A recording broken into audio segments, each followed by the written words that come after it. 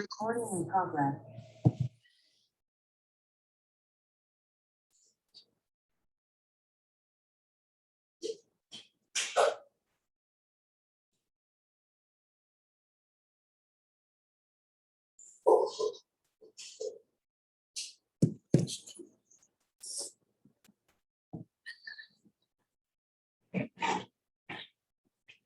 السلام علیکم ورحمۃ اللہ وبرکاتہ الحمدللہ رب العالمین واشهد ان لا الہ الا اللہ وحدہ لا شریک لہ واشهد ان محمدا عبدہ ورسولہ صلوات اللہ وسلامہ علیہ وعلی آلہ وعلی اصحابہ ومن اهتدى بهدیہ واستنى بسنتہ الی یوم الدین اما بعد۔ اللہ کا لاکھ لاکھ شکر احسان ہے کہ حدیث کی مجلسیں الحمدللہ جس دن سے شروعات کی گئی تھی اس دورے کی، الحمدللہ تب سے ہر جمعہ کو بلا ناوا نشستیں اور یہ مجلسیں منعقد ہو رہی ہیں۔ اللہ رب العالمین ہم سب لوگوں کو اپنے دین کا علم حاصل کرنے کی توفیق دے۔ اس سے پہلے باب الادب پڑھا گیا، اس کے بعد باب البر والصلہ، اور آج انشاءاللہ باب البر والصلہ کے اندر جو حدیثیں باقی ہیں، یہ دونوں حدیثیں انشاءاللہ امید ہے کہ آج شیخ محترم سے ہم پڑھیں گے اور دونوں حدیثوں کے فوائد بھی شیخ سے ہم انشاءاللہ حاصل کریں گے۔ اس کے بعد انشاءاللہ باب الزہد والورع، زہد اور ورع، نیکی اور پرہیزگاری کا باب، یہ بھی بہت اہم ہے سب کے لیے، دعات کے لیے، طلباء کے لیے، متعاونین کے لیے، سب کے لیے۔ تو انشاءاللہ اس کے بعد اس باب کی شروعات کی جائے گی۔ شیخ محترم تشریف لا چکے ہیں، اس لیے میں کچھ اور نہ زیادہ کہتے ہوئے بڑے ادب اور احترام کے ساتھ شیخ سے گزارش کرتا ہوں کہ شیخ اپنے درس کا آغاز فرمائیں اور ہمیں اور آپ کو اپنے علم سے مستفید فرمائیں۔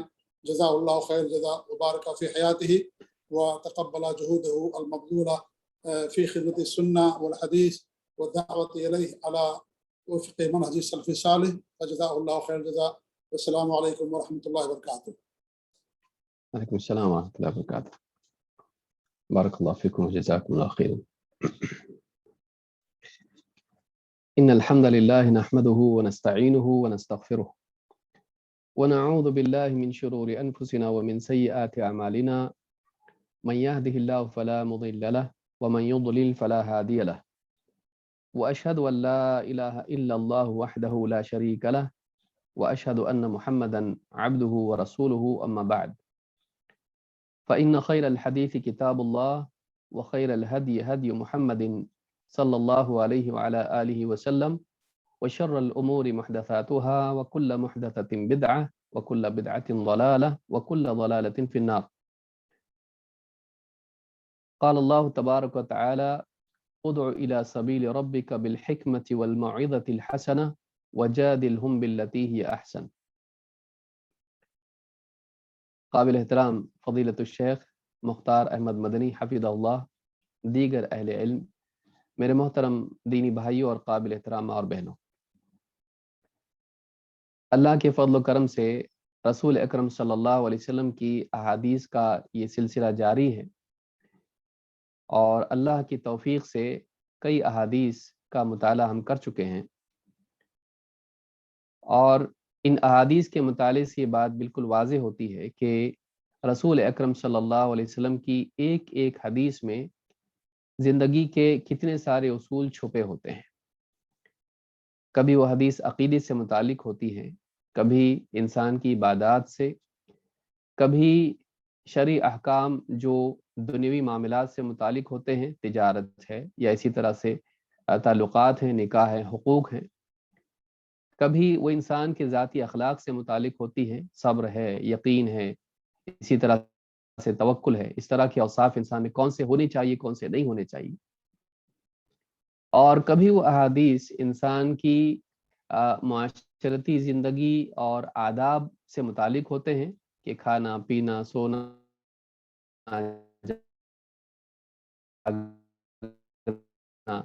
یہ سارے کیا کریں۔ اس کے علاوہ بھی اس میں اخبار ہوتے ہیں، پچھلی قوموں کے واقعات ہوتے ہیں، اور بہت ساری باتیں ہوتی ہیں۔ اللہ کے نبی صلی اللہ علیہ وسلم کے کلام کو، آپ کی باتوں کو، آپ کے اقوال و افعال کو سننا، سیکھنا، یاد رکھنا، اور مزید یہ کہ اسے دوسروں تک پہنچانا ایک سعادت کی چیز ہے۔ اللہ تعالیٰ اس چیز کی ہم کو مزید توفیق عطا فرمائے اور زندگی بھر اس کام کو کرنے کی توفیق بخشے۔ آج اسی باب کی ایک حدیث ہے جس کا مطالعہ ہم کرنے والے ہیں۔ حدیث کے الفاظ ہیں وعن ابی مسعود قال قال رسول اللہ صلی اللہ علیہ وسلم من دل علی خیر فلہ مثل اجر فاعلہ۔ اللہ کے نبی صلی اللہ علیہ وسلم کے صحابی ابو مسعود رضی اللہ تعالیٰ عنہ کہتے ہیں، ان سے روایت ہے، فرماتے ہیں کہ اللہ کے رسول صلی اللہ علیہ وسلم نے ارشاد فرمایا من دل علی خیر فلہ مثل اجر فاعلہ، اخرجہ مسلم، کہ جو من دل علی خیر، جو کسی خیر کی طرف کسی اور کی رہنمائی کرے، فلہ مثل اجر فاعلہ، تو اس کے لیے ویسا ہی اجر ہے جیسا کہ عمل کرنے والے کے لیے۔ اس حدیث کو امام مسلم نے اپنی صحیح میں روایت کیا ہے۔ اس حدیث میں دین کے احکام میں سے ایک بہت ہی اہم ترین حکم کے بارے میں رہنمائی ہے اور اس کی ترغیب بھی ہے۔ اس حدیث میں ہم کو اس بات کی تعلیم دی گئی ہے کہ ایک مسلمان کے اندر اس بات کا جذبہ ہونا چاہیے کہ جس بھلائی کو وہ خود جانتا ہے دوسروں کو بھی اس بھلائی کی طرف رہنمائی کرے، رہبری کرے۔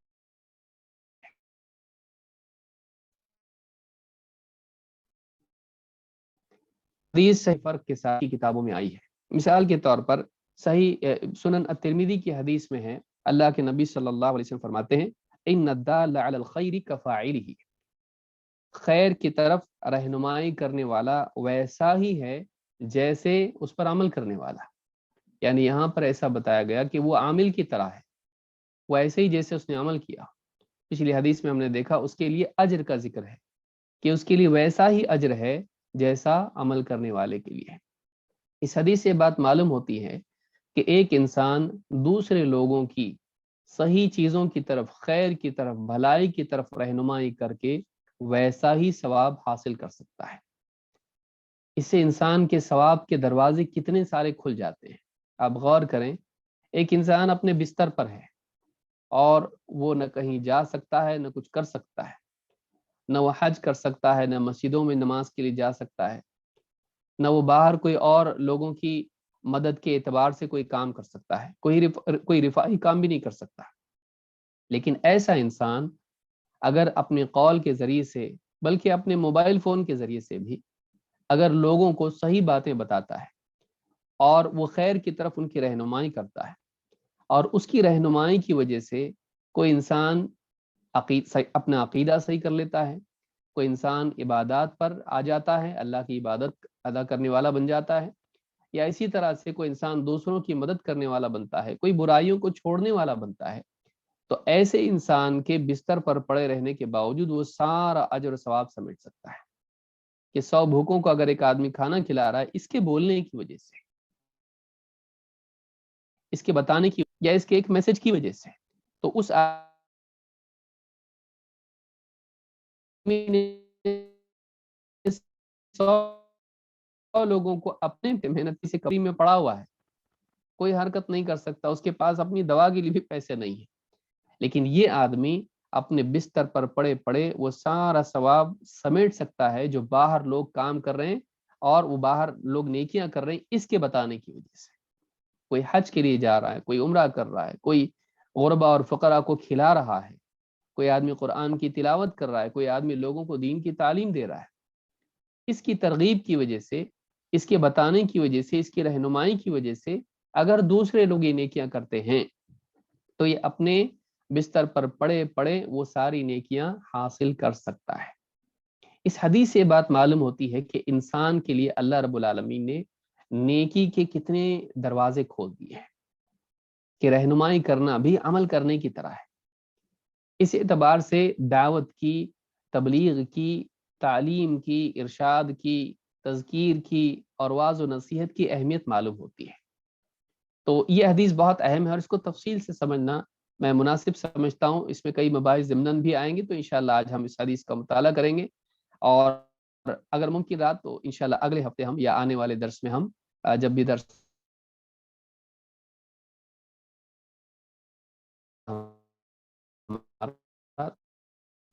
تو انشاءاللہ اگلی حدیث میں شیخ عبداللہ الفوزان هذا حدیث عظیم من جوامع الکلم، منحۃ العلام میں جلد 10 صفحہ نمبر 129 پر کہتے ہیں کہ ھذا حدیث عظیم، یہ بہت عظیم شان حدیث ہے۔ اللہ کے رسول صلی اللہ علیہ وسلم کی ساری احادیث عظیم ہوتی ہیں، لیکن جیسے اللہ کے کلام میں تفاضل ہے، رسول اکرم صلی اللہ علیہ وسلم کی باتیں بھی ایک سے بڑھ کر ایک بات ہوتی ہے۔ لہٰذا یہ ان احادیث میں سے ہے جن کو علماء نے جوامع الکلم میں شمار کیا ہے۔ جوامع الکلم کس کو کہتے ہیں؟ ایسی بات جس میں جملہ چھوٹا ہو لیکن وہ دین کے کئی معاملات کو اپنے اندر سمیٹے ہوئے ہو، وہ کئی باتوں کو اپنے اندر سمیٹے ہوئے ہو، کئی احکام کو اپنے اندر سمیٹے ہوئے ہو۔ آپ دیکھیں ایک چھوٹا سا جملہ ہے، من دل علی خیر، جو کسی خیر کی طرف رہنمائی کرے، فلہ مثل اجر فاعلہ، اس کے لیے عمل کرنے والے کی طرح ثواب ہے۔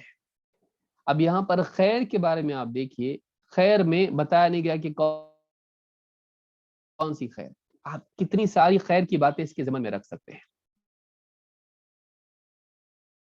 چاہے وہ یعنی چاہے وہ عبادات ہوں، چاہے وہ لوگوں کے ساتھ حسن سلوک ہو، یا ایک انسان کی ذاتی خیر ہو، صفات ہو، تفکر تدبر، جو بھی وہ کر رہا ہے، علم حاصل کر رہا ہے، کچھ بھی کر رہا ہے، کوئی بھی چیز جو دین میں خیر ہے، اگر کوئی آدمی اس خیر کی طرف کسی کی رہنمائی کرتا ہے تو ایسا انسان اس عمل کرنے والے کے سارے مجاہدے کے بعد بھی جو ثواب اس کو مل رہا ہے، بغیر مجاہدے کے ثواب حاصل کر سکتا ہے۔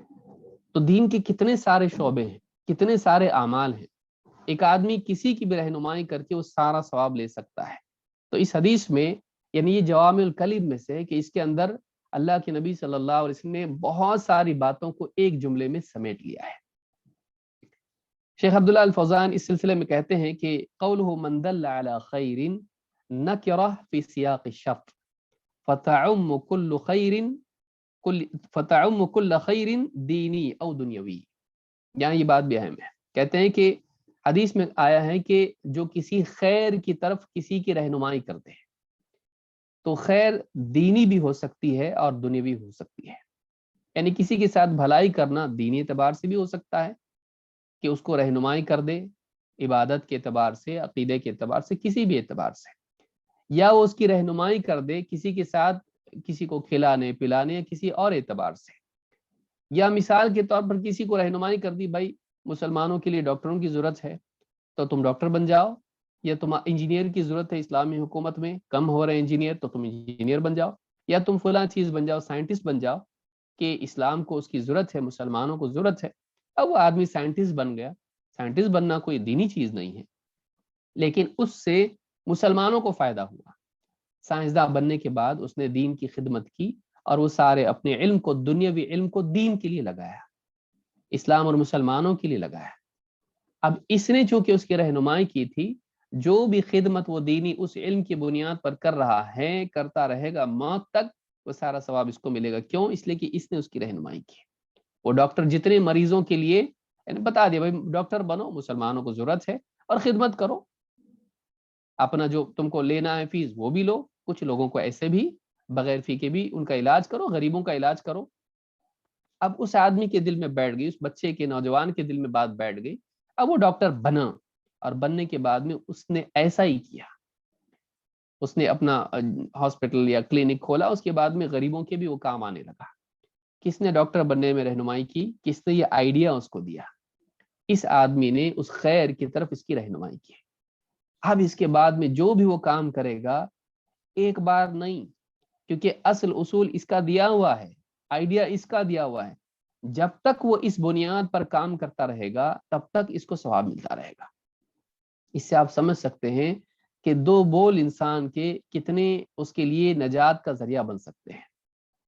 کسی ایک انسان کی رہنمائی بھی کتنا بڑا ثواب، اور اگر ایک آدمی کئیوں کی رہنمائی کرے، ایک انسان کے پاس سال میں 360 دن اس کے پاس ہیں، ہر دن وہ کسی نہ کسی کی رہنمائی کرے، گھر میں، باہر، مسجد میں، بازار میں، اگر کسی نہ کسی کی رہنمائی کر دے اور اس کی بات سے کسی کی زندگی پر اچھا اثر پڑتا ہو اور وہ کسی بھلے کام کے کرنے والا بن سکتا ہو، اب سوچیے وہ کتنا سمیٹ سکتا ہے بغیر کچھ کیے۔ وہ بہت سارے کام خود نہیں کر سکتا ہے، لیکن اس کا اپنا ایک دائرہ ہے، اس کی اپنی ایک حد ہے، لیکن وہ لوگوں کی رہنمائی کر کے سارا ثواب سمیٹ سکتا ہے۔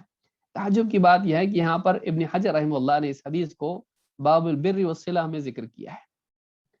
گویا کہ یہ حدیث بتاتی کہ انسان دوسروں کے ساتھ جو بھلائی کر سکتا ہے، لوگوں کے ساتھ احسان کا سلوک کر سکتا ہے، اس میں کھانا پینا اکرام اور وہ ساری چیزیں اپنی جگہ ہیں، لیکن یہ بھی خود ایک بھلائی ہے کہ ایک انسان دوسرے کو بھلائی کی طرف رہنمائی کرے۔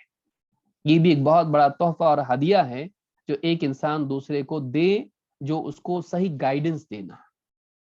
کھانا پینا دینا نعمت ہے، لیکن وہ ایک وقت کی چیز ہے، کھا لیا بس اس کے ہضم ہو گیا اور اس فارغ ہو گیا۔ لیکن ایک آدمی کسی انسان کو کوئی اچھا علم دے، اس کو صحیح اصول زندگی کے دے، صحیح رہنمائی اس کو دے، صحیح گائیڈنس، صحیح مشورہ اس کو دے، گمراہی سے بچا کے ہدایت کی طرف لے آئے، یا ہدایت میں بہتر نیکی کی طرف اس کی رہنمائی کرے، اس سے بڑھ کر اس کے لیے تحفہ کیا ہو سکتا ہے کہ اس کی زندگی صحیح ہو گئی۔ لہٰذا باب البر والصلہ میں ابن حجر نے اس کو ذکر کیا اس اعتبار سے بھی کہ یہ بھی ایک احسان ہے کہ انسان دوسروں کو صحیح چیز کی طرف رہنمائی کرے۔ تو مثال کے طور پر آپ دیکھیے، کوئی نوجوان ہے، مثال کے طور پر رشتے کی تلاش میں ہے، رشتہ نہیں مل رہا ہے، کوئی نیک بچی ہے، آپ نے بتایا کہ دیکھو فلاں گھر ہے، فلانا گھرانہ ہے، وہ بچی اچھی ہے، تم وہاں رشتہ دو، اپنا رشتہ وہاں بھیجو، تمہارا نکاح ہو سکتا ہے وہاں پر۔ اب دونوں نے نکاح کیا، دونوں کی زندگی بہتر بنی، انہوں نے دونوں نے مل کے دین پر چل کر اپنی اولاد کے لیے بھی اچھے فیصلے کیے۔ اب اس انسان نے ایک خیر کی طرف رہنمائی کی، تو اب ذریعہ کون بنا؟ یہ ہو سکتا ہے ان کی اولاد میں ایک بڑا کوئی عالم بنے جو پوری امت کی خدمت کرے دینی اعتبار سے، اپنے وقت کا بڑا وہ محدث بنے، وہ مفسر بنے، وہ کوئی فقیہ بنے، لیکن اس کا ذریعہ کون بنا؟ یہ بنا۔ کتنی بڑی بات ہے، آپ سوچیں کہ کتنی ساری خیر کا ذریعہ ایک انسان بن سکتا ہے اگر وہ بس اپنی فکر یہ رکھے کہ لوگوں کو بھلائی کی طرف رہنمائی کرے۔ کتنی ساری باتیں ہم جانتے ہیں، باہر تو بہت دور کی باتیں گھر میں نہیں بتاتے ہم لوگ، خیر کی باتیں کتنی ساری ہم جانتے ہیں۔ بعض اوقات ہم باہر بحث کرتے ہیں لوگوں سے اپنے نفس کی تسکین کے لیے، لیکن گھر میں اپنی ذمہ داری ادا کرنے کے اعتبار سے گھر والوں کو نہیں سکھاتے، گھر والوں کو نہیں بتاتے یہ نہیں کرنا، یہ کرنا، یہ صحیح، یہ غلط ہے، نہیں بتاتے ہم لوگ۔ ان کو اپنے ہاتھ پر ہم چھوڑے رکھتے ہیں کہ آج نہیں تو کل وہ خود سے ہی پڑھ کے سن کے دیکھ کے سیکھیں گے۔ نہیں، یہ ہر انسان کی ذمہ داری ہے، اس کو سوچنا چاہیے اور مواقع کی تلاش پہ رہنا چاہیے کہ کہاں وہ لوگوں کو صحیح رہنمائی دے سکتا ہے۔ تو یہاں پر کہتے فَتَعُمُّ كُلَّ خَيْرٍ دینی او دنیاوی، کہ اس میں خیر کا جو لفظ ہے، بھلائی، بھلائی دینی اعتبار سے بھی ہو سکتی ہے اور دنیاوی اعتبار سے بھی ہو سکتی ہے، جیسے میں نے بتایا کہ ڈاکٹر بننا یا اس طرح سے کوئی بھلائی کا کام کرے لوگوں کے لیے انسان، تو یہ بھی ہو سکتا ہے۔ شیخ صالح الفوزان حفظ اللہ کہتے ہیں فَإِذَا رَأَيْتَ مُحْتَاجًا فَأَخْبَرْتَ بِحَالِهِ مَنْ عِنْدَهُ مَالٌ لِيُسَاعِدَهُ، اگر تو کسی انسان کو دیکھے، جب تو کسی انسان کو دیکھے کہ وہ محتاج ہے، پھر تو کسی ایسے انسان کو اس کی خبر دے جس کے پاس مال ہے، تاکہ وہ مالدار انسان اس غریب کی مدد کرے۔ کہتے ہیں فَهَذِهِ دَلَالَةٌ عَلَى الْخَيْرِ، یہ خیر کی طرف رہنمائی ہے، تو نے اس امیر آدمی کو بتایا کہ دیکھو یہ غریب ہے، اس کی مدد کرو، اس کو حاجت مند ہے۔ فَإِذَا أَعَانَهُ فَإِنَّ لَكَ مِنَ الْأَجْرِ مِثْلَ أَجْرِ مَنْ أَعَانَهُ، پھر اگر اس امیر نے، اس مالدار نے، اس غنی نے اس فقیر کی مدد اگر کی تو اس آدمی کو جو ثواب ملے گا مالدار کو، تجھ کو بھی ملے گا۔ تو تیرا تو کوئی پیسہ بھی نہیں گیا، کچھ خرچ بھی نہیں کیا تو نے، بس تو نے کیا کیا؟ فون لگایا اور ایک مالدار کو بتا دے کہ فلاں آدمی غریب آدمی ہے، ضرورت مند ہے، آپ اس کی مدد کیجیے اگر ممکن ہو تو۔ اچھے انداز میں آپ نے رہنمائی کی۔ اب اس آدمی کے دل میں آیا چلو ٹھیک ہے، دیکھتے ہیں، کر لیتے ہیں مدد، ہے میرے پاس پیسہ، زکوٰۃ ہے یا جو بھی ہے، اس غریب کی مدد کرتی، کھانے پینے کے اعتبار سے یا جو بھی ہے، لاک ڈاؤن میں پریشان ہے بیچارہ، اس کو جو بھی مدد کرنی تھی کی۔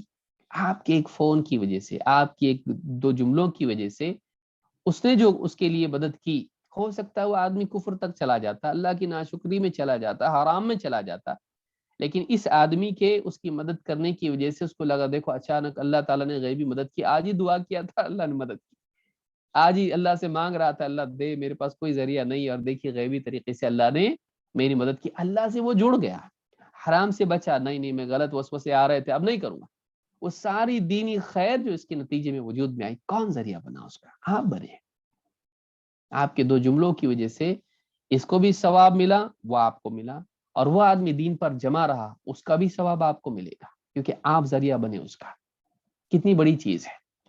تو یہ حدیث بتاتی ہے کہ یہ بڑا ثواب ملتا ہے۔ شیخ فرماتے ہیں اذا رأیت من اخیک جہلا فی امور دینہ فعلمتہ الخیر، تو اپنے کسی بھائی کو دیکھے کہ وہ جہالت میں، یعنی دین کے کسی معاملے میں وہ جاہل ہے، اس کو نہیں معلوم عقیدہ، نماز یا کوئی اور مسئلہ، فعلمتہ الخیر، تو نے براہ راست اس کو وہ خیر سکھائی۔ کسی کو التحیات نہیں آتا، آپ نے سکھا دیا۔ کسی کو توحید نہیں معلوم، آپ نے سکھا دی۔ کسی کو حقوق نہیں معلوم بیوی بچوں کے، آپ نے بتا دیے، والدین کے آپ نے سکھا دیے۔ وعلمتہ امور دینہ، فعلمتہ الخیر وعلمتہ امور دینہ، اور تو نے اس کو دین کے معاملات سکھائے، دینی امور سکھائے، واستقام علیہا، پس تیرے سکھانے کی وجہ سے وہ اس دین پر، اللہ کے دین پر قائم رہا، ان باتوں پر قائم رہا اور ٹھیک راستے پر چلنے لگا۔ صار لک من الاجر مثل اجرہ، وہ جتنے بھی اعمال کرے گا، جتنی بھی نیکی کرے گا، اس سارا ثواب تجھ کو ملے گا۔ اس سے معلوم ہوتا ہے کہ لوگوں کو خیر سکھانے والے کا کتنا بڑا اجر ہے، کتنا بڑا اجر ہے۔ تو یہ تسہیل الالمام میں شیخ صالح الفوزان نے بات کہی، جلد 6 صفحہ نمبر 219۔ اس حدیث کا ایک سیاق ہے جس سے مزید اس کے معنی واضح ہوتے ہیں کہ یہ صرف دعوت دین سے متعلق نہیں ہے، بلکہ دنیاوی امور میں بھی اس کا یعنی دخل ہے۔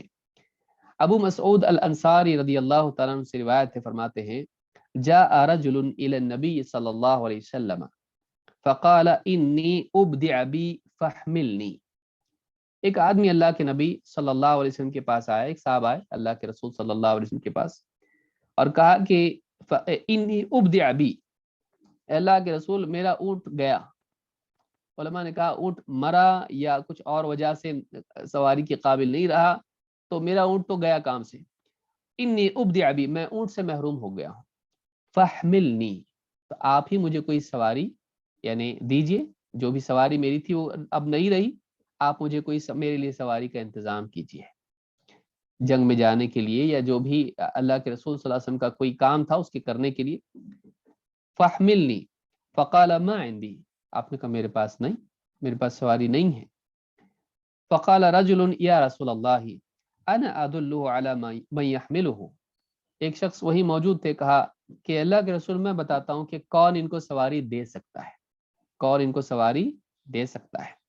فقال رسول اللہ صلی اللہ علیہ وسلم من دل علی خیر فلہ مثل اجر فاعلہ، جو کوئی کسی بھلائی کی طرف رہنمائی کر دے، جو خیر کی طرف رہنمائی کر دے، بس اس کو اس عمل کرنے والے کی طرح ثواب ہے۔ تو آپ دیکھیے کیا تھا یہاں پر، بس ایک آدمی کو دینی خدمت کے لیے جانے کے لیے سواری کی ضرورت تھی، اللہ کے نبی صلی اللہ علیہ وسلم کا میرے پاس تو نہیں ہے۔ ان صحابی نے کہا، دوسرے صحابی نے کہا کہ میں بتاتا ہوں کون دے سکتا ہے سواری، تو اب سواری والے کی طرف رہنمائی کر دی۔ اس پر آپ نے کہا کہ دیکھو جو آدمی خیر کی طرف رہنمائی کرے اس کو عمل کرنے والے کی طرح ثواب ہے۔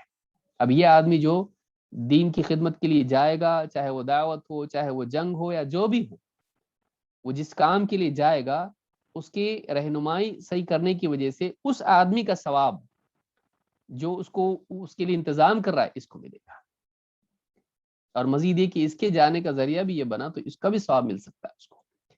تو یہ جو چیز ہے یہ بہت ہی عظیم الشان حدیث ہے۔ امام مسلم نے کتاب الامارہ میں اس کو ذکر کیا ہے، حدیث نمبر 1893 پر۔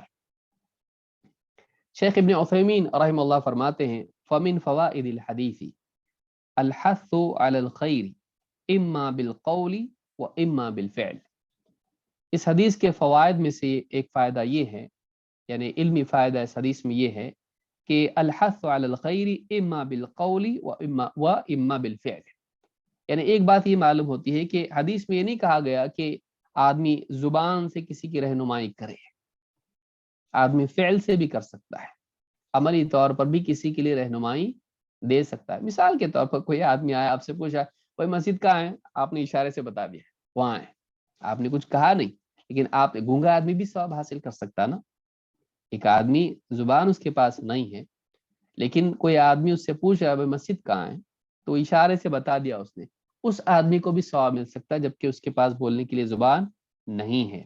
بلکہ وہی آدمی اگر قلم کے ذریعے سے دین کی باتیں لکھ کر لوگوں تک پہنچائے، موبائل فون پر ٹائپ کر کے اس کو لوگوں تک پہنچائے، بول تو نہیں رہا ہے وہ، اس کو تقریر نہیں آتی ہے، لیکن اس نے علماء کی کوئی بات نقل کی، قرآن کی کوئی بات لی، حدیث کی کوئی بات لی، اس نے ان باتوں کو جمع کر کے میسج بنا کے لوگوں کو ڈالا۔ اب وہ مقرر تو نہیں ہے، لیکن وہ آدمی پھر بھی ان باتوں کے لوگوں تک پہنچانے کی وجہ سے، معتبر باتوں کے لوگوں تک پہنچانے کی وجہ سے ان کی ہدایت کا ذریعہ بن رہا ہے۔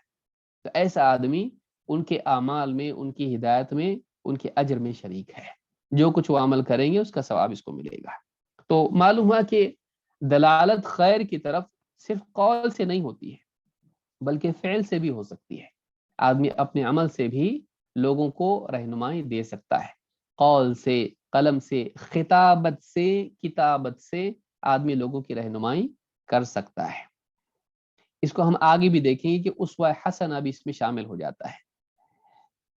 شیخ ابن عثیمین رحمہ اللہ فرماتے ہیں وَمِن فوائد الحدیث ان الاسباب لها احکام المقاصد فالدلالة على الخیر سبب للخیر۔ کہتے ہیں کہ اس حدیث سے ایک بات یہ بھی معلوم ہوتی ہے کہ اسباب کا حکم وہی ہوتا ہے، یعنی ان الاسباب لها احکام المقاصد، اسباب پر مقاصد کا حکم لگتا ہے۔ ایک فقہی قواعد میں سے ایک قاعدہ ہے کہ اسباب پر وہی حکم لگتا ہے جو مقاصد کا ہوتا ہے۔ کیا مطلب ہے اس کا؟ اس کا مقصد ہے، مطلب یہ ہے کہ ایک اچھی چیز کا ذریعہ جو چیز بنتی ہے اس پر بھی اچھے ہونے کا فیصلہ کیا جاتا ہے۔ یعنی مقصود کیا ہے؟ خیر، تو خیر تک لے جانے والی چیز بھی خیر بن جاتی ہے۔ جیسے مثال کے طور پر ایک ڈرائیور ہے، گاڑی چلاتا ہے، کتنا ثواب ملتا ہے روزانہ اس کو؟ کچھ بھی نہیں۔ گاڑی چلانے کا کیا ثواب ہے؟ اسلام میں کچھ ہے گاڑی چلاؤ ثواب ملے گا؟ نہیں۔ کوئی آدمی بائک پہ گھوم کے کیا ثواب ملتا ہے اس کو؟ لیکن ایک آدمی کسی بائک پر کسی انسان کو لے جا رہا ہے دعوت دین کے لیے، یا اس کو لے جا رہا ہے مسجد تک تاکہ وہ وہاں پر عبادت کرے۔ اب یہ جو بائک پر لے جانا ہے فی نفس ہی یہ کیا تھا؟ بائک چلانا کوئی ثواب کی چیز نہیں ہے، لیکن اب مقصد کیا تھا بائک پر جانے کا؟ مقصد یہ تھا کہ کسی کو مسجد تک لے جائے تاکہ وہ دینی درس دے، یا مسجد تک لے جائے تاکہ وہ عبادت کرے۔ اس اچھے مقصد کے لیے جب ایک کام کیا گیا جو کہ مباح تھا، وہ کام بھی کیا ہو گیا؟ اب وہ کام بھی اب خیر بن گیا۔ تو مقاصد اگر خیر ہوں تو اس کے وسائل بھی خیر بن جاتے ہیں۔ اسی طرح سے مقاصد اگر واجب ہوں، کوئی چیز واجب ہے تو اس کا ذریعہ بھی واجب ہو جاتا ہے۔ جیسے مثال کے طور پر یعنی کسی انسان کے اوپر اگر یعنی حج فرض ہو گیا ہے تو پاسپورٹ بنانا بھی کیا ہو گیا اس کے لیے اب فرض، اس لیے کہ پاسپورٹ کے بغیر وہ حج نہیں کر سکتا ہے۔ تو پاسپورٹ بنانا، کوئی آدمی پوچھے بتائیے پاسپورٹ بنانا کیا ہے، تو اس کے لیے کہا جائے گا وہ بس جائز ہے، اس کی کوئی فضیلت نہیں ہے، نہ اس پر ثواب کا کوئی وعدہ ہے، وہ ایک ضرورت ہے انسان کی۔ لیکن کہا جائے کہ ٹھیک ہے مجھ پر حج فرض ہو گیا ہے، میرے لیے پاسپورٹ بنانا کیا ہے؟ اب کہا گیا کہ پاسپورٹ بنا تمہارے لیے فرض ہے۔ کیوں؟ اس لیے کہ پاسپورٹ جب تک نہیں ہوا تم حج ادا نہیں کر سکتے، لہٰذا اس کا حاصل کرنا بھی تمہارے لیے کیا ہو گیا؟ اب فرض ہو گیا ہے، کیونکہ اس کے بغیر حج کی ادائیگی ممکن نہیں ہے، ایک فریضے کا ذریعہ فریضہ ہو جاتا ہے۔ تو یہ مقصود ہے اس جملے سے۔ کہتے ہیں کہ ان الاسباب لها احکام المقاصد، کہ اسباب پر وہی حکم لگتا ہے جو مقصد کا ہوتا ہے۔ فالدلالة على الخیر سبب للخیر، تو کہتے ہیں کہ یعنی خیر کی طرف رہنمائی کرنا خیر کا سبب ہے، خیر کے وجود میں آنے کا ذریعہ ہے۔ فَإِذَا فَعَلَ الْإِنسَانُ الْخَيْرَ كَانَ لِلدَّالِّ مِثْلَ أَجْرِهِ، پس جب ایک خیر پر عمل کرنے والا عمل کر لیتا ہے تو اس رہنمائی کرنے والے کو اس عمل کرنے والے کی طرح نیکی ملتی ہے، ویسا اجر اس کو ملتا ہے۔ تو اس حدیث سے یہ بات معلوم ہوئی، اور فتح ذی الجلال والاکرام میں جلد 6 صفحہ نمبر 299 میں شیخ ابن عثیمین نے بات کہی ہے۔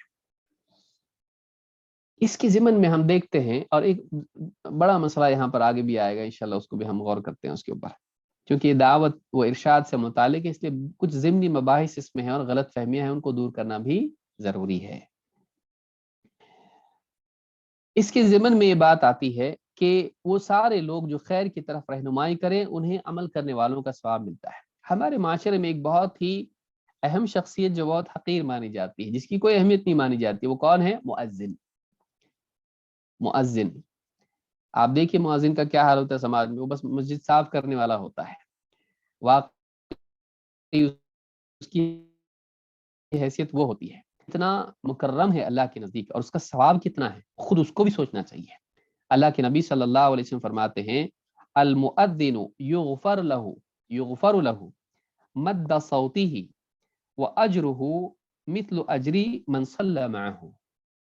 بعض روایت میں مدى صوته کا لفظ بھی آیا ہے اس باب میں، کہ مؤذن اس کے لیے جہاں تک وہ آواز اونچی کر کے پہنچاتا ہے، مدہ پھیلنے کے لیے آتا ہے، تو مؤذن کی آواز جہاں تک دور تک جاتی ہے، اور وہ ظاہر بات ہے دور تک جائے گی تو جب وہ ندا لگائے گا، زور اونچی آواز سے اذان دے گا تب جائے گی، تو جہاں تک اس کی آواز جاتی ہے وہاں تک اس کی اتنی مغفرت اللہ تعالیٰ فرماتا ہے، یعنی اس کی آواز کے پہنچنے کے بقدر اللہ اس کی مغفرت فرماتا ہے، زیادہ پہنچے گی مغفرت کا حصہ اس کو ملے گا۔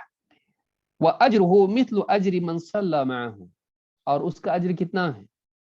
اس کا اجر اتنا ہے جتنے لوگ اس کے ساتھ نماز پڑھے ہیں۔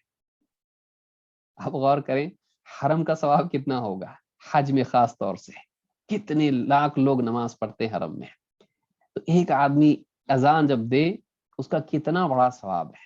جامع مسجد ہے، کوئی چھوٹی سی بھی مسجد ہے، بھائی 10 آدمی آتے ہیں اس کے اندر، وہ ڈیلی 5 وقت کی اذان دے رہا ہے، اور 10 آدمی آ رہے ہیں تو ڈیلی وہ 5، دیکھیے 10 آدمی کو 50 نماز ہے اور اپنی 5 الگ، 55 نمازوں کا ثواب اس کو روزانہ مل رہا ہے، کتنا بڑا ثواب ہے، اور آپ اس کو بڑھاتے چلے جائیں تو بڑھتا جائے گا۔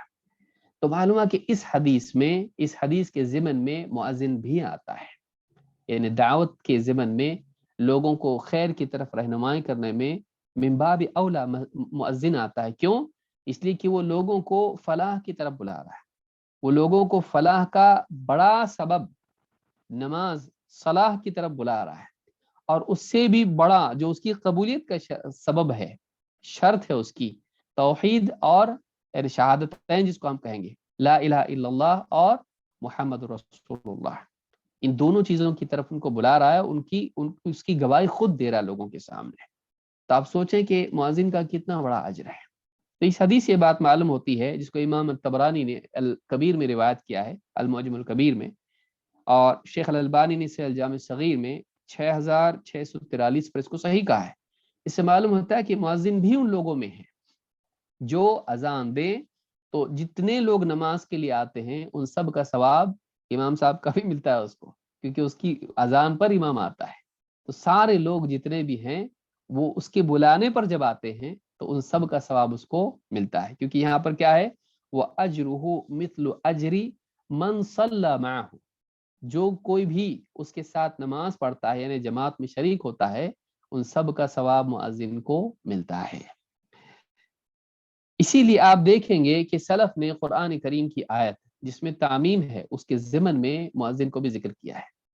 کیا آیت ہے وہ؟ اب ہم دعوت کے تعلق سے بھی کچھ باتیں دیکھیں گے، کیونکہ یہ حدیث دعوت کے باب میں بھی اہل علم نے ذکر کی ہے، بلکہ واقعی وہ دعوت ہی کے تعلق سے ہے، ارشاد اور رہنمائی کے تعلق سے ہے۔ اللہ تعالیٰ قرآن کریم میں فرماتا ہے وَمَنْ أَحْسَنُ قَوْلًا مِّمَّنْ دَعَا إِلَى اللَّهِ وَعَمِلَ صَالِحًا وَقَالَ إِنَّنِي مِنَ الْمُسْلِمِينَ، سورہ فصلت آیت نمبر 33۔ اللہ نے کہا اس سے بہتر بات کس کی ہو سکتی ہے، وَمَنْ أَحْسَنُ قَوْلًا، قول میں اس سے بہتر کون ہو سکتا ہے، مِّمَّنْ دَعَا إِلَى اللَّهِ، جو اللہ کی طرف بلائے، اللہ کی طرف دعوت دے، وَعَمِلَ صَالِحًا، اور خود بھی نیک عمل کرے، وَقَالَ إِنَّنِي مِنَ الْمُسْلِمِينَ، اور کہے کہ میں مسلمانوں میں سے ایک مسلمان ہوں۔ اس آیت میں کئی باتیں ہیں، یہاں کہا گیا کہ احسن قول، بات میں بہتر اس سے اور کون ہو سکتا ہے۔ معلوم ہے کہ دعوت میں معظم حصہ قول سے ہوتا ہے، لوگوں کو قول کے ذریعے سے بلانا، یہ دعوت ہے، اور کس کی طرف بلانا؟ سب سے عظیم الشان دعوت کون سی ہے؟ من دعا الی اللہ، اس سے بہتر کس کی بات ہو سکتی ہے جو لوگوں کو اللہ کی طرف دعوت دے، اللہ کی طرف دعوت دے، اللہ کی توحید کی طرف دعوت دے، اللہ کی عبادت کی طرف دعوت دے، اللہ کی اطاعت کی طرف دعوت دے، اللہ سے اپنے تعلق کو صحیح کرنے کی طرف دعوت دے، ممن دعا الی اللہ، کہ وہ توحید کی طرف اور توحید کے مکملات کی طرف لوگوں کو دعوت دے، وعمل صالحا، اور خود بھی نیک عمل کرے، یعنی اس کی زندگی اپنی دعوت کے مطابق ہو، یہ نہیں کہ لوگوں کو خیر کی طرف بلائے اور خود نہ کرے، اس کی زندگی میں نیک اعمال بھی ہوں دعوت کے ساتھ۔ وقال اننی من المسلمین، اور وہ کہے کہ میں مسلمانوں میں سے ہوں۔ اس میں دونوں پہلو ہیں، ایک تو یہ کہ وہ اپنے کو کوئی خاص نہ مانتا ہو، سپیریئر نہ مانتا ہو، من جو ہے تبعیض کے لیے آتا ہے، مسلمانوں میں سے ایک مسلمان میں بھی ہوں، تو یہ اس اعتبار سے کہ میں کوئی اسپیشل پرسنالٹی نہیں ہوں، میں کچھ یونیک نہیں ہوں، جیسے دوسرے مسلمان ہیں میں بھی ایک مسلمان ہوں، مسلمانوں میں سے ایک مسلمان، تو اس میں تواضع کا پہلو ہے۔ مزید یہ کہ اس میں وقال اننی من المسلمین، وہ اپنے اسلام کو چھپائے نہیں، وہ دعوت دیں تو اپنے اسلام کو لوگوں کے سامنے رکھے، میں مسلمان ہوں، اس میں اپنے اسلام کا اظہار ہے کہ انسان کے دل میں اسلام کے تعلق سے یعنی احساس کمتری نہ ہو، وہ لوگوں کے سامنے بتائے اسلام، میں مسلمان ہوں، میں مسلمان ہوں، تو لوگوں کے سامنے اپنے دین کو بیان کرنا، چھپانا نہیں۔ آگے بھی آئے گا انشاءاللہ جس میں شرک کی برات ہے، شرک سے برات ہے۔ قیس ابن ابی حازم اس آیت کے ضمن میں کہتے ہیں، قیس ابن حازم کون ہیں؟ ان کے بارے میں امام الذہبی رحمہ اللہ فرماتے ہیں کہ ثقہ حجہ کاد ان یکون صحابیا، کہتے ہیں کہ ثقہ ہیں، حجہ ہیں، اور قریب تھا کہ صحابی ہو جاتے ہیں، کیونکہ نبی صلی اللہ علیہ وسلم سے ملاقات کے لیے نکلے اپنے والد کے ساتھ میں، اور راستے ہی میں تھے کہ اللہ کے نبی صلی اللہ علیہ وسلم کی وفات ہو گئی، ملاقات نہیں کر سکے اللہ کے رسول صلی اللہ علیہ وسلم سے، تو کہا کہ کاد ان یکون صحابیا، صحابی ہوتے ہوتے رہ گئے، تو کبار یعنی تابعین میں سے یہ ہیں۔ تو ان کا قول کیا ہے؟ کہتے ہیں اللہ تعالیٰ کا یہ فرمان، وَمَنْ أَحْسَنُ قَوْلًا مِّمَّنْ دَعَا إِلَى اللَّهِ قَالَ الْمُؤَذِّنُ، اس سے مراد کون ہے؟ مؤذن، اذان دینے والا، اس سے بہتر بات کس کی ہو سکتی جو لوگوں کو اللہ کی طرف بلائے؟ تو یہ مؤذن ہے۔ وَعَمِلَ صَالِحًا، اور خود بھی نیک عمل کرے، تو کیا مراد ہے اس سے؟ کہتے ہیں الصلاة ما بین الاذان الى الاقامہ، کہتے ہیں اس سے مراد ہے اذان سے لے کر اقامت تک کے درمیانی وقت میں نماز ادا کرنا، سنن کا اہتمام کرنا، یا جو بھی نوافل ہو سکتے ہیں وہ پڑھے، آدمی سنت نماز پڑھے، تو تطوعات جس کو ہم کہتے ہیں، امام ابن جریر الطبری نے اس کو اس آیت کے ضمن میں ذکر کیا ہے۔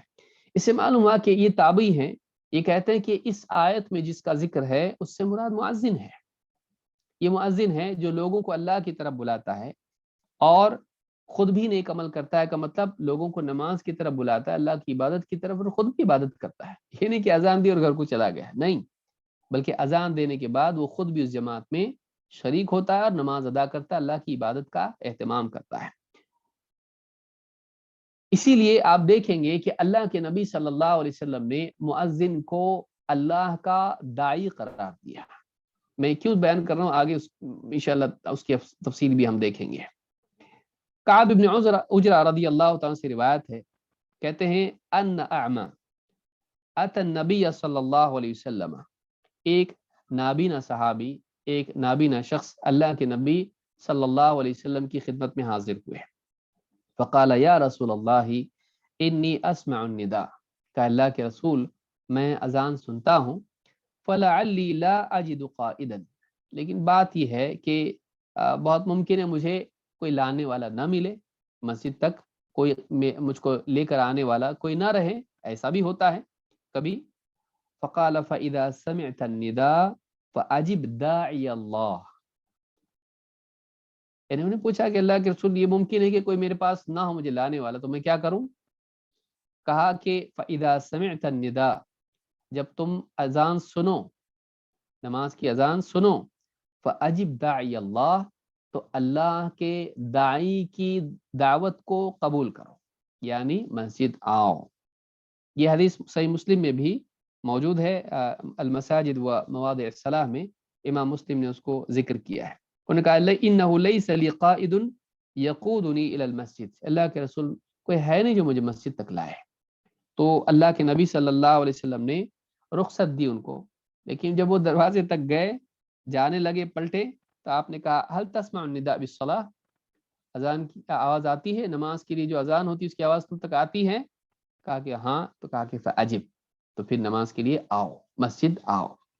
تو اس حدیث سے یہ بات معلوم ہوئی کہ اللہ کے نبی صلی اللہ علیہ وسلم نے کہا کہ فاجب داعی اللہ، تو اللہ کے داعی کی دعوت کو قبول کرو، یعنی مسجد آؤ نماز کے لیے. اس حدیث کو امام الطبرانی نے الکبیر میں روایت کیا ہے، اور سیل جامع صغیر میں حدیث نمبر 609 پر شیخ الالبانی نے اس کو صحیح کہا ہے. صحیح مسلم میں بھی حدیث الفاظ کے فرق کے ساتھ ہے، حدیث نمبر 653 میں پر یہ حدیث موجود ہے. ابن کثیر رحم اللہ فرماتے ہیں کہ یہ مؤذن کے لیے خاص نہیں ہے، یعنی یہ جو آیت ہے وَمَنْ أَحْسَنُ قَوْلًا مِّمَّنْ دَعَا إِلَى اللَّهِ، یہ مؤذن کے لیے خاص نہیں ہے، یہ عام ہے. کہتے ہیں وَهَذِهِ عَامَّةٌ فِي كُلِّ مَنْ دَعَا إِلَى خَيْرٍ وَهُوَ فِي نَفْسِهِ مُهْتَدٍ. کہتے ہیں یہ جو آیت ہے یہ عام ہے، ہر اس شخص کو سمیٹ لیتی ہے جو لوگوں کو خیر کی طرف بلانے والا ہو، اور خود اپنی ذات میں بھی وہ ہدایت پر ہو، لوگوں کو خیر کی طرف بلاتا ہو اور خود بھی ہدایت پر چلتا ہو. ورسول اللہ صلی اللہ علیہ وسلم اولی الناس بذلک، اور اس آیت کے مصداق سب سے زیادہ، سب سے اولا اگر کوئی ہو سکتے ہیں تو رسول اکرم صلی اللہ علیہ وسلم، کہ آپ لوگوں کو اللہ کی طرف بلاتے بھی تھے اور آپ خود بھی اس دعوت کے مطابق جیتے تھے. تو اپنی دعوت پر عمل کرنے والے سب سے زیادہ خود آپ تھے. قول و عمل آپ کا بالکل ایک دوسرے کے موافق تھا، آپ کا عمل اپنی قول اور اپنی دعوت کے مطابق تھا. تو کہتے ہیں کہ یہ جو آیت ہے یہ مؤذن کے لیے خاص نہیں ہے. اسی لیے جو تابعین نے یہاں پر مؤذن کا ذکر کیا ہے بطور تمثیل ہے، بطور تحدید نہیں ہے، بطور تخصیص نہیں ہے. مثال کے طور پر کہ وہ بھی آتا ہے، اس سے مراد وہ بھی ہے، یہ نہیں کہ وہی ہے. یہاں یہ بتانے کی ضرورت کیوں ہے؟ موجودہ دور میں بہت سارے لوگوں نے جو خاص طور سے غیر مسلموں میں دعوت کا شوق رکھتے ہیں اور جو بھی اپنے آپ کو داعی کہلانے کا شوق رکھتے ہیں، ایسے لوگوں نے اہل علم کی وہ خدمات جو مدارس میں ہیں یا مساجد میں ہیں، دینی دروس میں مسلمانوں کی تعلیم کے اعتبار سے ہے، انہوں نے ایک اعتبار سے کہنا شروع کیا کہ یہ سیکنڈری کام ہے. ہم جو کر رہے ہیں وہ دعوت ہے، یہ جو کر رہے ہیں وہ اصلاح ہے. یہ جو تفریق ہے کہ غیر مسلموں میں دعوت دینا دعوت ہے، اور مسلمانوں کو دین کی طرف، خیر کی طرف، توحید کی طرف، سنت کی طرف یا دین کی طرف بلانا، یہ دعوت نہیں ہے، بلکہ کیا ہے؟ یہ اصلاح ہے. اس طرح کی جو اصطلاحی تفریق ہوئی ہے، سلف میں اس کی کوئی مثال نہیں ملتی ہے، اور یہ صحیح نہیں ہے، بلکہ یہ نقصان دہ مسلمانوں کے لیے ہے. اس کا نتیجہ یہ ہوا کہ بہت سارے لوگوں نے کہنا شروع کیا یہ اصل کام یہ ہے. اصل کام کیا ہے؟ غیر مسلموں کو اسلام کی طرف بلانا. یہ جو مسلمانوں کو دین کی طرف بلانا، ان کو سدھارنا، ان کی توحید کی اصلاح کرنا، ان کی نمازوں کو سدھارنا، ان کے اخلاق کو درست کرنا، یہ بھی اچھا کام ہے، لیکن یہ اتنا زبردست نہیں، یہ دعوت میں نہیں آتا ہے. یہ لوگوں نے کہا کہ یہ دعوت میں نہیں آتا ہے. اس کا نتیجہ یہ ہوا کہ لوگوں میں اس کام کے لیے ایک اعتبار سے حقارت پیدا ہو گئی. پھر وہ علماء جو مدارس میں کام کر رہے ہیں، وہ تو بیچارے مسلمانوں کو ہی پڑھا رہے ہیں، وہ جو مساجد میں خطابت اور یہ واعظ و تدریس کر رہے ہیں، وہ بھی عام طور سے مسلمانوں کے لیے کام کر رہے ہیں. تو یہ سارے لوگ کیا ہو گئے؟ یہ سیکنڈ گریڈ کے لوگ ہو گئے. اصل گریڈ کے لوگ کون ہو گئے؟ وہ سارے جینٹل مین جو دعوت سینٹر بنا کر عالمی طور پر جو ہے میڈیا کے ذریعے سے لوگوں کو بائبل میں یہ ہے، گیتا میں یہ ہے، فلاں جگہ یہ ہے، یہ کرنے لگے. قرآن و سنت کا علم رکھنے والا آج کتنے لوگوں کو آپ دیکھیں گے ہمارے اندر یہ ایک مرعوبیت پیدا ہوگی اس کی وجہ سے. صرف یہ ایک سبب نہیں، بہت سارے اسباب ہیں، لیکن آج ایسا ہوگا. کوئی آدمی اگر مثال کے طور پر عالم صاحب آپ کے سامنے قرآن کی آیت پڑھ کے سنائے، آپ اتنے امپریس نہیں ہوگے، تو قرآن عالم ہے تو قرآن ہی تو پڑھے گا. لیکن اگر کوئی جینٹل مین آپ کے سامنے بائبل کی کوئی ورس پڑھ کے سنائے चैप्टर 120 वर्स नंबर 32 कुछ भी बता दे, या कोई आदमी गीता के श्लोक आपको पढ़ के सुना दे, किसी को बुरा लगेगा, मेरी बात बुरी लगेगी बहुत सारे लोगों को, लेकिन सुनिए इसको, वो गीता के श्लोक पढ़ के आपको सुना दे, ताज्जुब करेंगे लोग, ताज्जुब करेंगे। जो सोया हुआ था तकरीर में वो भी जाग जाएगा, मौलवी साहब की तकरीर में सोया हुआ आदमी उसकी तकरीर में जाग जाएगा, क्या जबरदस्त आदमी है, श्लोक पढ़ के सुनाता है, बाइबल के एक एक वर्ड टू वर्ड पढ़ के सुनाता है।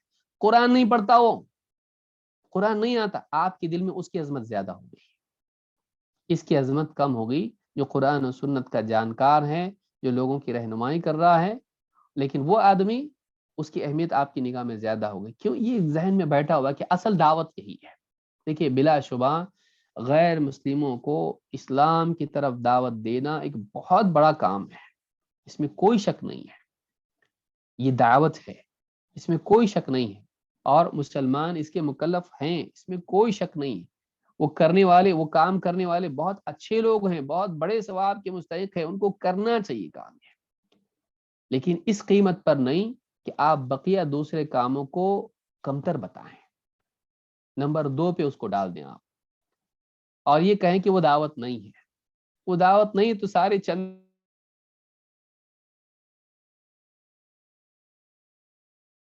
लकीर जारी, हमारा बैंक अकाउंट ये है, इसको दीजिए, कि असल काम दावत का हम कर रहे हैं। फिर मदारिस रो रहे हैं, फिर बहुत सारे इदारे दावती जो हैं वाकई जो लोगों की खिदमत कर रहे हैं वो रो रहे हैं। इसके नताज कितने बुरे निकलते हैं।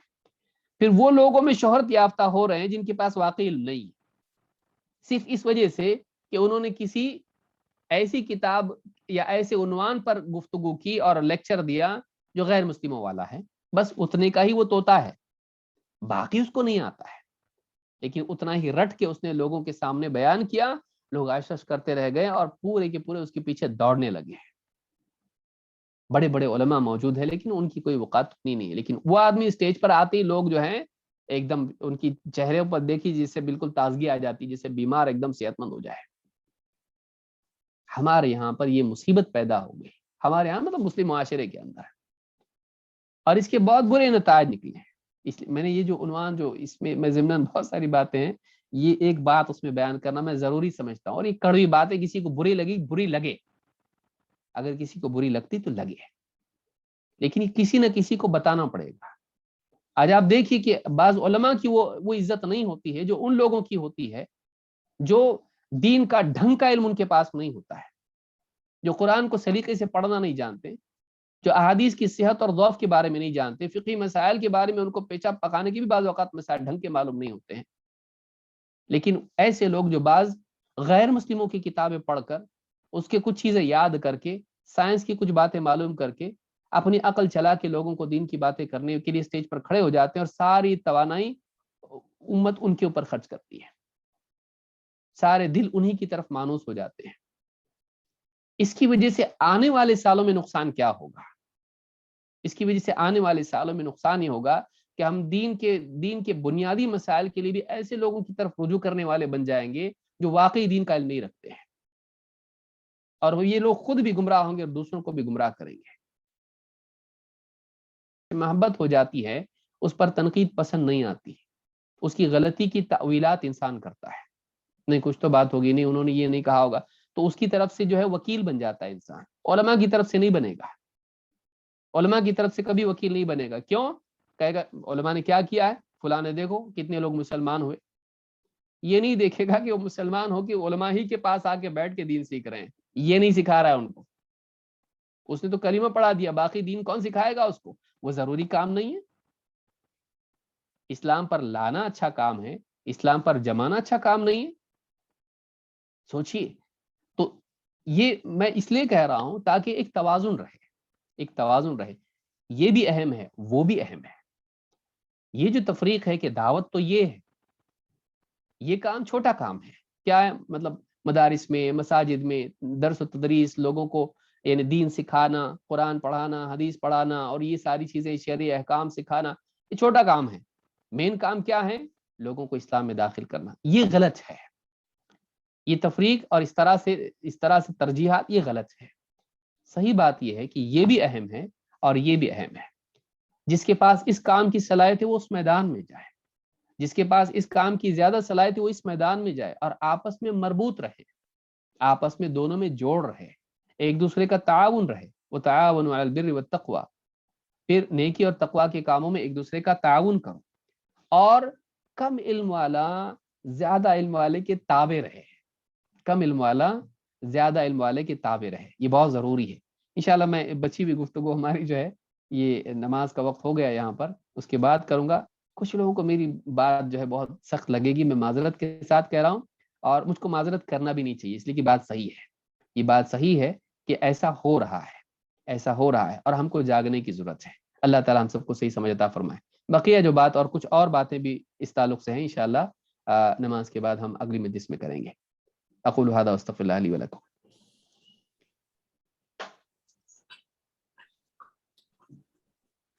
اللہ شیخ محترم کو جزائے خیر عطا فرمائے، بڑی قیمتی بات کہی ہے اور نصیحت فرمائی ہے سارے لوگوں کو۔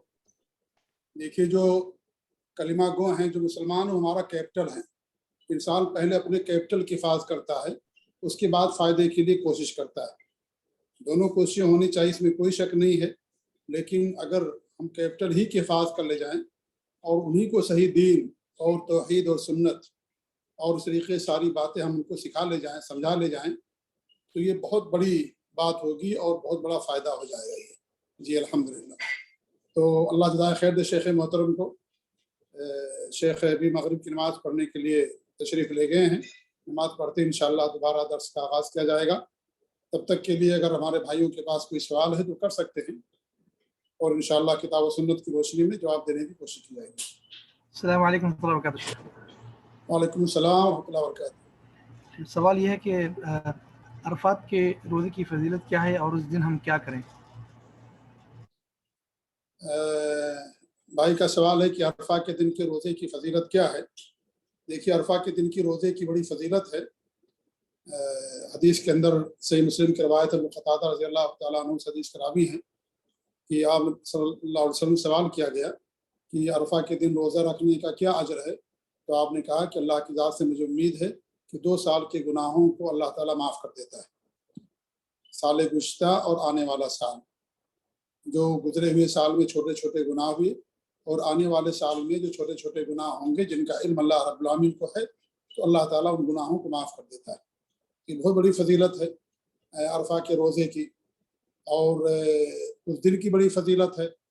یہ جو عرفہ کا دن ہے یہ خود دین اسلام کی تکمیل کا دن ہے، اور یہ وعدے اور عہد کا دن ہے۔ حدیث کے اندر آتا ہے، مسند احمد کی روایت ہے، اور امام البانی رحمۃ اللہ علیہ اس کو حسن یا صحیح قرار دیا ہے، اور صحیح الجامع کے اندر بیان کیا ہے کہ اللہ رب العالمین نے جب حضرت آدم علیہ السلام کو پیدا کیا تو ان کی پشتوں سے ساری قیامت تک آنے والے سب کی روحوں کو پیدا کیا اور چوٹی کی شکل میں ان کے سامنے رکھ دیا، پھیلا دیا، اور کہا کہ الست بربکم، کیا میں تم سب لوگوں کا رب نہیں ہوں؟ یہ کب ہوا ہے؟ یہ عرفہ کے دن ہوا، جیسا کہ مسند احمد کی روایت ہے اور دیگر حدیث کتابوں کے اندر موجود ہے، اور وہ حسن یا صحیح روایت ہے۔ تو اس طریقے سے یہ خود بڑی اہمیت کا دن ہے، جو عرفہ کا دن ہے، دین اسلام کی تکمیل کا دن ہے۔ الیوم اکملت لکم دینکم واتممت علیکم نعمتی ورضیت لکم الاسلام دینا۔ اسی دن اللہ رب العالمین نے نازل فرمایا، جمعہ کا دن تھا، آپ صلی اللہ علیہ وسلم عرفہ کے میدان میں تھے، شام کا وقت تھا، اونٹنی پر سوار تھے، اس موقع پر اللہ رب العالمین نے آیت کریمہ کو نازل فرمایا۔ تو یہ دین اسلام کی تکمیل کا دن ہے، اور جو ہم نے وعدہ کیا اللہ تعالیٰ سے توحید کا، اللہ تعالیٰ کے رب ہونے کا اور اس کے معبود ہونے کا، اس وعدے کا دن ہے یہ جو عرفہ کا دن آتا ہے۔ تو بہت اہمیت کا دن ہے، اور عرفہ کے دن اللہ تعالیٰ لوگوں کو جہنم سے آزاد بھی کرتا ہے کثرت سے، جیسا کہ صحیح مسلم کی روایت ہے، عائشہ کہتی ہیں رضی اللہ تعالیٰ عنہ، اللہ کے رسول صلی اللہ علیہ وسلم نے فرمایا کہ سب سے زیادہ جس دن اللہ تعالیٰ لوگوں کو جہنم سے آزاد کرتا ہے وہ عرفہ کا دن ہے، اور خیر الدعائے یوم عرفہ، سب سے بہتر دعا عرفہ کے دن ہوتی ہے، اور حاجیوں کے لیے لا الہ الا اللہ وحدہ لا شریک لہ لہ الملک ولہ الحمد وہو علی کل شیء قدیر۔ تو یہ ہے کہ عرفہ بڑی فضیلت اور اہمیت کا حامل دن ہے، اور اس دن روزہ رکھنے کی بڑی فضیلت ہے، اور یہ حجاج کرام کے لیے نہیں ہے۔ آپ صلی اللہ علیہ وسلم نے حج کے دن جب حج کیا تو آپ نے روزہ نہیں رکھا، کیونکہ انہیں ذوالحجہ کی 10 تاریخ کو جو حج اکبر کا دن ہے उस दिन बहुत सारे काम करने हैं, इसलिए आप उस दिन रोज़ा से नहीं थे। और लोगों को डाउट हुआ, शक हुआ कि आप शायद रोज़ा से होंगे, क्योंकि अरफा के दिन की रोज़े की बड़ी फजीलत है। तो आपके पास किसी ने पानी भेजा, किसी ने दूध भेजा, तो आपने सबके सामने उसे नोश फरमा दिया, ये बता अमली तौर पर अमलन दिखाने के लिए, तो कि मैं रोज़े से नहीं हूँ। तो बड़ी अहमियत का हामिल है। अल्लाह ताला सबको तौफीक दे और अल्लाह रब्बुल आलमीन सबको अपने नबी की सुन्नत पर कायम रखे। आमीन। शेख कुर्बानी के मुतालिक कुछ अहम नसीहतें करने के लिए भाई बोले, कुर्बानी के मसाइल में। कुर्बानी के ताल्लुक से क्या नसीहत करें, बस ये है कि अल्लाह ताला इखलास के साथ इस अजीम अमल को हम सबको अदा करने की तौफीक दे और अल्लाह रब्बुल आलमीन इखलास अता फरमाए। कुर्बानी इखलास, सारी बातों के लिए इखलास शर्त है। कुर्बानी भी इबादतों में से एक अहम तरीन इबादत है, उसके लिए इखलास बुनियादी शर्त है। और नबी अकरम सल्लल्लाहु अलैहि वसल्लम की सुन्नत और आपके तरीक़े के मुताबिक कुर्बानी का करना, ईद की नमाज के बाद अगर कोई ईद की नमाज से पहले कुर्बानी कर लेता है तो उसकी कुर्बानी नहीं होगी, या ऐसे जानवर की कुर्बानी करता है जो आयब होने की वजह से जिन जानवर को कुर्बानी करने से मना किया गया, अगर कोई करता है तो उसकी कुर्बानी नहीं होगी। और कुर्बानी के अंदर जो है 4 अयूब हैं जो मुअस्सिर होते हैं। एक तो लंगड़ापन, जिसका ऐसा लंगड़ा जिसका लंगड़ापन जाहिर हो, और दूसरा काना जिसका कानापन जाहिर हो, और तीसरा जो बहुत बीमार जिसका मर्ज बीमारी जाहिर हो, और चौथा जो बहुत ज़्यादा नहीफ और लागर और कमज़ोर हो, जिसकी लागरी या कमज़ोरी वाज़ेह और ज़ाहिर हो। तो ये 4 जो है अयूब हैं, और जो इनके बराबर है या इनसे बड़े अयूब हैं, वो सब अगर किसी जानवर के अंदर या उनमें से कोई एक पाया जाएगा तो कुर्बानी नहीं जायज़ होगी। हाँ, अगर इससे कमतर वाले ऐब हैं तो उसकी कुर्बानी जायज़ होगी। जैसे आँख तिरछी है मान लीजिए, और आँख में ढेगापन है, तो उसकी कुर्बानी जायज़ होगी। या लंगड़ापन बहुत मामूली है, ज़्यादा लंगड़ापन नहीं है, वो रेवड़ को पकड़ लेती है या ईदगाह जा सकती है, वो यानी वो बकरी या वो जानवर जा सकता है कुर्बान गाह जहाँ जानवर ज़िबा किया जाता है, तो उसको वो लंगड़ापन अगर है इतना मामूली सा तो वो जायज़ है। तो ऐसा नहीं है कि जानवर के अंदर ऐब ही किसी किस्म का ना हो, ऐब अगर है लेकिन मामूली ऐब है तो जायज़ है। ऐसी कान अगर पूरा कटा हुआ है तो भी दुरुस्त नहीं है, जायज़ नहीं है। हाँ, अगर कान कुछ कम कटा हुआ है, आधा या उससे कम, आधे से कम अगर कटा हुआ है तो उसकी कुर्बानी जायज़ होगी। तो इस तरीके से कुर्बानी ये सुन्नत मुअक्कदा है बहुत सारे उलमा के नज़दीक, जमहूर उलमा के नज़दीक, और बहुत सारे उलमा उसके वजूद के कायल हैं। और कुर्बानी ये मुसाफिर के लिए भी है, ऐसा नहीं है कि सिर्फ कुर्बानी वही करे जो घर में रहता हो। हमारे नबी सल्लल्लाहु अलैहि वसल्लम सफ़र में थे, एक बार तो आपने कुर्बानी की। तो बहुत सारे लोग यहाँ जो रहते हैं बाहर, वो यहाँ कुर्बानी नहीं करते हैं, बल्कि अपने अपने गांव में अपने अपने मुल्क में करा देते हैं। ये सही नहीं है। अल्लाह ने अगर आपको तौफीक दिया है, पहले आप यहाँ कीजिए, उसके बाद और तौफीक है तो अपने गांव में करवाइए। यहाँ कुर्बानी के दिन जो है कुर्बानी नहीं करते हैं। कुर्बानी के दिन सबसे अफजल अमल क्या है? खून बहाना है। जैसा कि अल्लाह के रसूल सल्लल्लाहु अलैहि वसल्लम की हदीस है कि सबसे बेहतर अमल उस दिन क्या है? कुर्बानी करना और खून बहाना अल्लाह रब्बुल आलमीन की राह में। तो अल्लाह रब्बुल आलमीन इसको तौफीक यहाँ भी करे, अपने गाँव में भी करे, ऐसा, या गरीबों में करा दे। बहुत सारे लोग हैं यहाँ पर सऊदी अरब के अंदर या बाहर मुल्कों में कि वो जहाँ रहते हैं बच्चों के साथ हैं, फैमिली के साथ हैं, वहाँ कुर्बानी नहीं करते हैं, वो दूसरे मुल्कों के अंदर भेज देते हैं गरीबों के अंदर। भाई गरीब पर कुर्बानी तो ही नहीं है, कुर्बानी तो आप पर है, तो आप कीजिए और गरीबों को दीजिए। और फिर अगर और ज़्यादा करना चाहते हैं तो वहाँ भी करवा दीजिए, दे दीजिए, कोई मसला नहीं है। आप ताउन कर सकते हैं कुर्बानी के लिए लोगों को कि भाई मेरे ये मैं दे रहा हूँ कुर्बानी का पैसा, जानवर खरीद करके आप कुर्बानी कर लो, कोई मसला नहीं है। अब उसके पास इस्तात आ गई आपके पैसा देने की वजह से, वो कुर्बानी कर ले, लेकिन पहले आप अपने लिए यहाँ करें। जहाँ आप रहते हैं, आप खुद हैं, आपके बाल बच्चे हैं, आपके गर्दो पेश में भी कितने ऐसे गरीब लोग हैं बेचारे जिनकी मामूली मामूली तनख्वाहें होती हैं, वो नहीं कर सकते। आप उनको दावत दीजिए, उन पर गोश्त तकसीम कीजिए, उनको खिलाइए, अल्हम्दुलिल्लाह यहाँ भी आपको अजर मिलेगा। ये गलतफहमी है लोगों की कि यहाँ नहीं करते हैं और अपने मुल्कों में भेज देते हैं गरीबों के दरमियान, जो नई नई आबादियाँ होती हैं या जो इस तरीके से क्या नाम है गरीब और मखलूकुल हाल लोग होते हैं उनके पास भेज देते हैं। ठीक है, आप उनका ताउन कीजिए, लेकिन साल भर आप ताउन नहीं करेंगे। अरे भाई, गोश्त से ज़्यादा उनको ज़रूरत खाने पीने की है, राशन की उनको ज़रूरत है। पूरे साल आप उनका ख्याल नहीं रखते हैं, कुर्बानी का दिन आता है तो कुर्बानी भेज करके समझते हैं कि हमने बहुत ज़्यादा उनकी खिदमत कर दी है। ठीक है, अच्छी बात है, लेकिन अपना पहले ख्याल करें, जहाँ रहते वहाँ भी कीजिए। और उनकी राशन की उनको ज़्यादा ज़रूरत होती है, कुर्बानी 2-3 दिन का खा लेंगे, उसके बाद फिर राशन की उनको ज़रूरत पड़ेगी। तो इसलिए जो है ये इस पर भी ध्यान देना चाहिए। अल्लाह ताला जो है सबको तौफीक दे, इखलास अता फरमाए, आमीन। शेख, एक बहन ने इससे पहले भी सवाल किए थे, वो दोबारा सवाल कर रही हैं कि उनके लिए कोई रिश्ता आया है, वो कई कई दिन और कई कई महीने जमात के लिए जाते हैं, लेकिन उनका अकीदा और मनहज वाज़ेह नहीं है। क्या मैं उनसे अकीदा और मनहज के बारे में सवाल कर सकती हूँ निकाह से पहले? जी जी, क्या सवाल है? उनके लिए कोई ऐसा रिश्ता आया है जो कई कई दिन कई कई महीने गायब होते हैं, जमात में जाते हैं, लेकिन उनका अकीदा और मनहज के बारे में उन्हें इल्म नहीं। क्या वो निकाह से पहले उनसे सवाल कर सकती हैं उनके अकीदा और मनहज के ताल्लुक से? भाई, वाजे क्यों नहीं, वाजे हो गया है। वो जमात में जाते हैं, कई कई महीने गायब रहते हैं, चिल्ला लगाने जाते हैं, तो वाजे हो गया है। ये तो एकदम वाजे है ये कि ये किस जमात का मनहज है, कौन लोग इस मनहज पर कायम है। चिल्ला कौन करते हैं दावत के लिए, अपने लोगों को छोड़ करके दूसरों को दावत देने कौन जाते हैं। ये तो एकदम वाजे मनहज है उनका, जिनका ये मनहज है। जी हाँ। तो जहाँ तक निकाह की बात है, तो निकाह तो जायज़ है उनके साथ, मज़हब मसला नहीं है, निकाह तो बिल्कुल जायज़ है। लेकिन यह है कि जाहिर बात है बाद में बड़े सारे मसाइल खड़े हो जाते हैं और बहुत सारी परेशानी आ जाती हैं। इसलिए ऐसे रिश्ते को तरजीह देनी चाहिए जो रिश्ता सल्फ़ुल अक़ीदा और तौहीद और सुन्नत वाला रिश्ता हो। जी, ताकि खुद वो तौहीद और सुन्नत पर कायम रहे और उनके घर वाले भी उस पर कायम रहें। वरना बाद में कितने सारे इख्तिलाफ़ात होते हैं, ख़ास तौर से अगर औरत है तो उसकी बात नहीं सुनी जाती है और लड़के ही की बात मानी जाती है।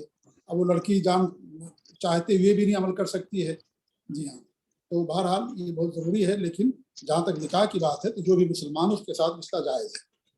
अल्लाह, शेख मोहतरम तशरीफ़ ला चुके हैं और यहीं पर बात ख़त्म करते हैं। जज़ाकुमुल्लाह खैर। शेख, इससे कबल के शेख आप शुरू करें, काफ़ी साथी जो है ना ये कहते हैं कि शेख मुख्तार जब बात करते हैं तो आवाज़ वाज़ेह है, लेकिन आपकी आवाज़ थोड़ा सा कम आती है। तो अगर आपके पास माइक वगैरह का कोई इंतज़ाम सही हो जाए तो अल्लाह आपको ज़ाय खैर दे।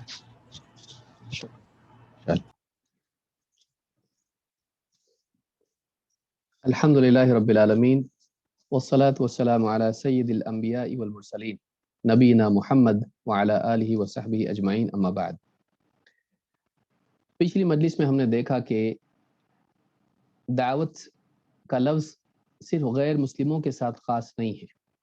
अगर ऐसा होता तो अल्लाह के नबी सल्लल्लाहु अलैहि वसल्लम मुअज्जिन के लिए दाई का लफ्ज़ इस्तेमाल नहीं करते।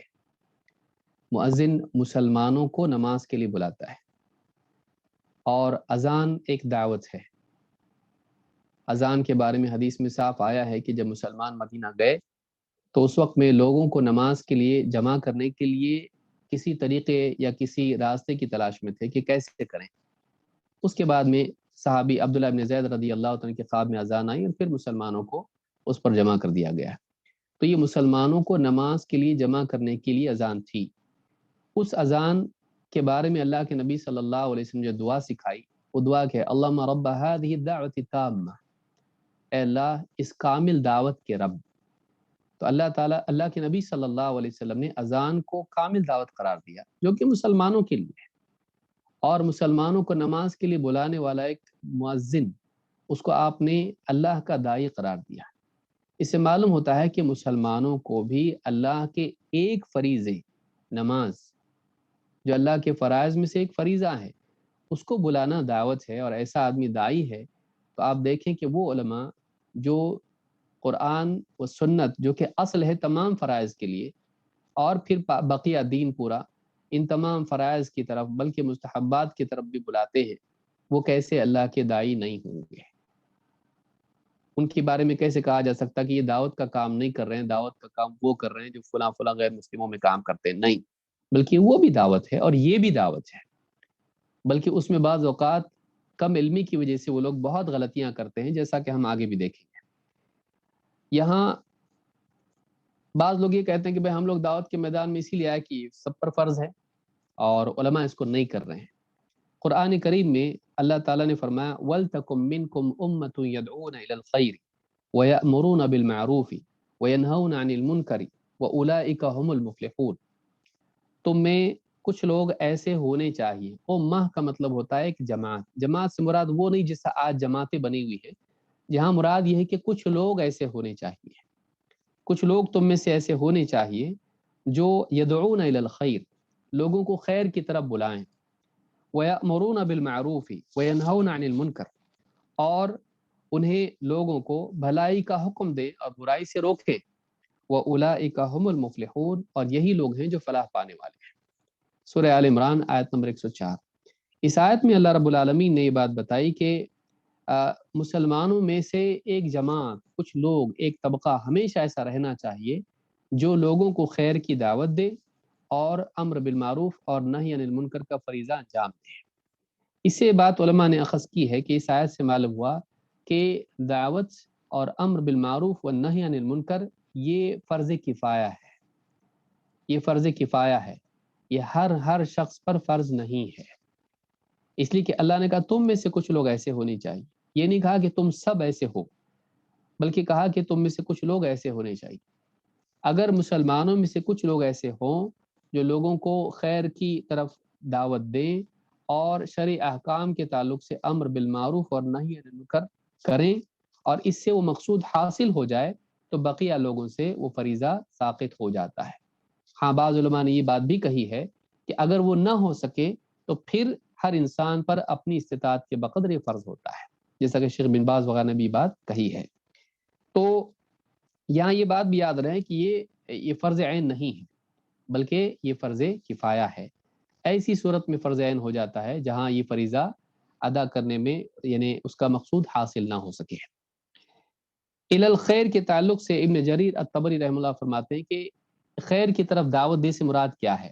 کہتے یعنی الی الاسلام وشرائعہ التي شرعها اللہ لعبادہ، خیر کی طرف بلانے سے مراد یہ ہے کہ اسلام کی طرف اور اسلام کے شرعی احکام کی طرف بلائے جنہیں اللہ تعالیٰ نے لوگوں کے لیے مشروع کیا ہے، لوگوں کے لیے ان کو ادا کرنا ضروری قرار دیا ہے۔ تو اس آیت سے بات معلوم ہوتی ہے کہ دعوت اور امر بالمعروف اور نہی عن المنکر، اس کے لیے امت میں ہمیشہ ایک گروہ رہنا چاہیے جو اس مسلسل اس کام کو ادا کرتا ہے۔ علماء نے کہا کہ اس سے مراد علماء ہے، اس لیے کہ اس کے لیے علم کی ضرورت ہے کہ کیا خیر ہے کیا شر ہے کون جانے گا، علم کے بغیر معلوم نہیں ہوگا۔ کہ کس چیز کا حکم دینا کس چیز سے منع کرنا اس کے لیے علم چاہیے۔ تو ایک جماعت ہمیشہ ایسی ہونی چاہیے۔ اس سے مراد کون ہے؟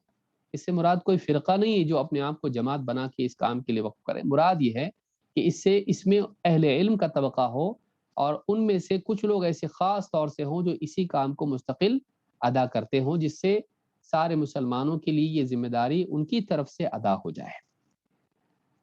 دعوت کے تعلق سے کئی الفاظ جو ہمارے سامنے آتے ہیں، دعوت ہے یا اسی طرح سے امر بالمعروف ہے، نہی عن المنکر ہے، یا اسی طرح سے تبلیغ کا لفظ ہے، یا اسی طرح سے تذکیر ہے یا تعلیم ہے، یا اس طرح کے بہت سارے الفاظ ہیں۔ مقصود سب کا ایک ہے کہ لوگوں کی زندگی میں دین آئے۔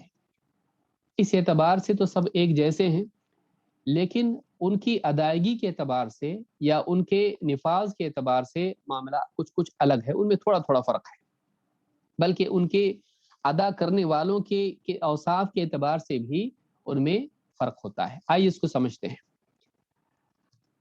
جہاں تک کہ تبلیغ کا تعلق ہے، تبلیغ کا مقصد یہ ہے کہ پیغام پہنچایا جائے، اور اس میں اصل چیز یہ ہوتی ہے کہ جیسا پیغام تھا اس میں تبدیلی نہ ہو، وہ دوسرے تک جیسا کہ ویسا پہنچے۔ اور اس میں اصل مقصود یہ ہے کہ پہنچانے والا امانت دار ہو، کردار کے اعتبار سے بھی اور یادداشت کے اعتبار سے بھی، وہ بھولے نہیں بلکہ جوں کا تو پہنچائے۔ تو تبلیغ یہ ہے کہ جوں کا تو پیغام پہنچا دیا۔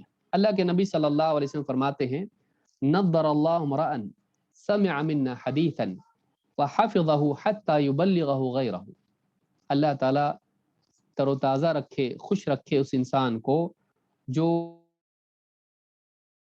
اور اسے محفوظ کر لے اور جوں کا تو دوسروں تک پہنچائے. فرب حامل فقہ الی من هو افقہ منہ، اس لیے کہ بہت سے یعنی کئی ایک فقہ کی بات کے حاملین، فقہ کی بات کے لے جانے والے، نقل کرنے والے ایسے ہوتے ہیں جو انہیں ایسے لوگوں تک پہنچا دیتے ہیں جو ان سے زیادہ اس کو سمجھنے والے ہوتے ہیں، زیادہ فقیہ ہوتے ہیں. وَرُبَّ حَامِلِ فِقْهٍ لَيْسَ بِفَقِیہ، اور بہت سے فقہ کی بات کے حاملین، نقل کرنے والے ایسے ہوتے ہیں جو خود فقیہ نہیں ہوتے ہیں. اس حدیث کو امام ترمذی نے روایت کیا ہے صحیح الجامع الصغیر حدیث نمبر 6763. اس حدیث سے ایک بہت اہم بات یہ معلوم ہوتی ہے کہ تبلیغ کے لیے انسان کا فقیہ ہونا شرط نہیں ہے. اس حدیث سے کیا بات معلوم ہوئی؟ اس حدیث میں کیا کہا گیا؟ بہت سارے مبلغ ایسے ہوتے ہیں جو فقیہ نہیں ہوتے ہیں. معلوم ہے کہ تبلیغ کے لیے فقیہ ہونا شرط نہیں ہے، کیونکہ آپ نے فرمایا وَرُبَّ حَامِلِ فِقْهٍ لَيْسَ بِفَقِیہ. اس میں شرط کیا ہے؟ حفظ شرط ہے، تفقہ شرط نہیں ہے، حفظ شرط ہے کہ ایک انسان بات جیسی سنی ویسے لے جا کر نقل کر دی، چاہے وہ قرآن ہو، چاہے وہ حدیث ہو، یا اس کی تفہیم ہو جو علماء نے سمجھائی ہو. جو کا تو سنا اور دوسروں تک نقل کر دیا. اس کے لیے انسان کا عالم ہونا، فقیہ ہونا، علامہ ہونا ضروری نہیں ہے. تو یہ کیا ہے؟ نقل کرنا جو کا تو. ہاں، ضرورت کہاں ہوتی ہے؟ جب آدمی ایکسپلین کرنا شروع کرتا ہے، جب آدمی بحث کرنا شروع کرتا ہے، تشریحات کرنے لگتا ہے، وہاں ضروری ہوتا ہے کہ اس کے پاس علم ہو، وہاں ضروری ہوتا ہے کہ اس کے پاس گہرائی ہو. ایسا نہ ہو کہ وہ صحیح کو غلط بول دے، غلط کو صحیح بول دے. تو معلوم ہے کہ تبلیغ کے لیے ضروری نہیں کہ انسان فقیہ ہو. ہاں، مستقل مبلغ بن کر لوگوں کو دین کی طرف بلانے کے لیے ضروری ہے کہ اس کے پاس گہرا علم ہو، اس لیے کہ اب وہ اس کے لیے خاص ہو چکا ہے. لیکن عام انسان جو مسجد میں خطبہ سنا، گھر جا کر بیان کیا، یہ نہیں کہہ سکتے کہ میں نہیں کر سکتا کیونکہ میں فقیہ نہیں ہوں، نہیں، میں عالم نہیں ہوں. نہیں، وہ بات کو نقل کر سکتا ہے اپنے دوستوں میں، گھر والوں تک اور کسی اور تک بھی. نقل کرنے کے لیے، تبلیغ کرنے کے لیے اس طرح سے فقیہ ہونا یا عالم ہونا ضروری نہیں ہے. اسی طرح سے امر بالمعروف اور نہی عن المنکر کا معاملہ ہے. اگرچہ یہ فرض کفایہ ہے، لیکن بعض حالات میں یہ فرض عین بھی ہو جاتا ہے، جہاں انسان کی اپنی سلطان ہوتی ہے اور وہ لوگ یہاں تک نہیں پہنچنے والے ہیں، علماء اس کے گھر میں آ کے جھانک نہیں رہے کہ کیا ہو رہا ہے. تو ایسی صورت میں اپنی سلطان میں اس کے لیے لازم ہو جاتا ہے کہ وہ لوگوں کو بھلائی کا حکم دے اور برائی سے روکے.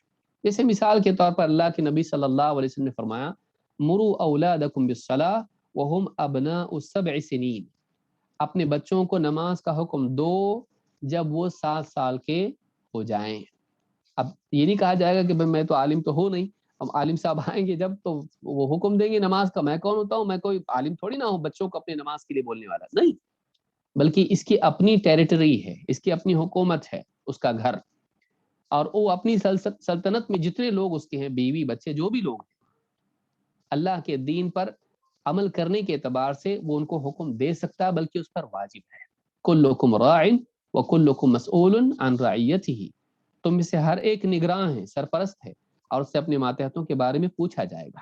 خصوصاً ایسے احکام جو بالکل سب کے لیے معلوم ہے، اس کے لیے بہت گہرے علم کی ضرورت نہیں کہ 5 وقت کی نماز فرض ہے، شراب حرام ہے، یا اس طرح کے اور بہت سارے احکام، رمضان کے روزے فرض ہیں.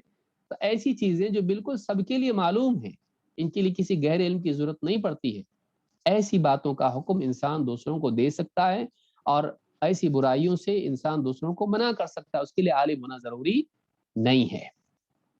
اس حدیث کو امام ابو داؤد نے روایت کیا، اسی طرح سے احمد اور حاکم میں بھی روایت کی ہے، اور صحیح الجامع صغیر حدیث نمبر 5868، اور یہ حدیث حسن ہے. اسی طرح سے ایک انسان جب دیکھے کسی برائی کو ہوتا ہوا، تو ایسی صورت میں بھی اس کے لیے واجب ہو جاتا ہے کہ اگر استطاعت ہے تو وہ اس کو روکے. امر بالمعروف اور نہی عن المنکر کا معاملہ اس اعتبار سے ہے کہ اس میں اصل مقصود نفاذ ہوتا ہے. نفاذ اس میں اصل مقصود ہوتا ہے، کرنے کا کام کیا جائے، رکنے کے کام سے روکا جائے. اور اس کے لیے ضروری نہیں کہ زبان ہو، اس کے لیے انسان طاقت بھی استعمال کر سکتا ہے. دعوت میں کیا ہوتا ہے؟ انسان اس کو قول کے ذریعے سے، قلم کے ذریعے سے کرتا ہے. لیکن امر بالمعروف اور نہی عن المنکر میں کیا ہوتا ہے؟ خصوصاً نہی عن المنکر میں اس میں طاقت استعمال ہوتی ہے. مثال کے طور پر کسی انسان کے گھر میں اس کا بچہ کوئی غلط چیز لے کر آ گیا جو حرام ہے، اب وہ کیا کرے گا؟ وہ اس کو مثلا اولاد ہے اس کی، بیڈ روم میں آپ کو سگریٹ مل گئے، اب وہ کیا کرے گا؟ مولوی صاحب کو بلائے گا سمجھانے؟ نہیں، بلکہ اس کا کام ہے کہ وہ لے اور اس کو ضائع کر دے۔ قول کے ساتھ ساتھ ضروری یہ ہوتا ہے کہ اس کا نفاذ ہو، وہ برائی مٹے، وہ برائی مٹے۔ تو اللہ کے نبی صلی اللہ علیہ وسلم فرماتے ہیں من رأى منکم منکرا فلیغیرہ بیدہ، جو کسی برائی کو ہوتا دیکھے اسے چاہیے کہ اسے ہاتھ سے بدل دے، اس برائی کو مٹائے۔ فإن لم يستطع فبلسانہ، پھر اگر اس کی طاقت اس میں نہ ہو، استطاعت اس میں نہ ہو، کیپیسٹی اس کی نہ ہو، تو پھر وہ زبان سے اس کو روکے، زبان سے اس کو مٹائے۔ فإن لم يستطع فبقلبہ، اگر اس کی بھی طاقت نہ ہو تو اپنے دل سے اس کو بدلنے کی کوشش کرے، مٹانے کی کوشش کرے، اس کی مخالفت کر کے۔ وذلک اضعف الایمان، اور یہ ایمان کا کمزور ترین مرتبہ ہے، ایسا انسان کا صرف دل سے مخالفت کرنا کمزور ایمان ہے۔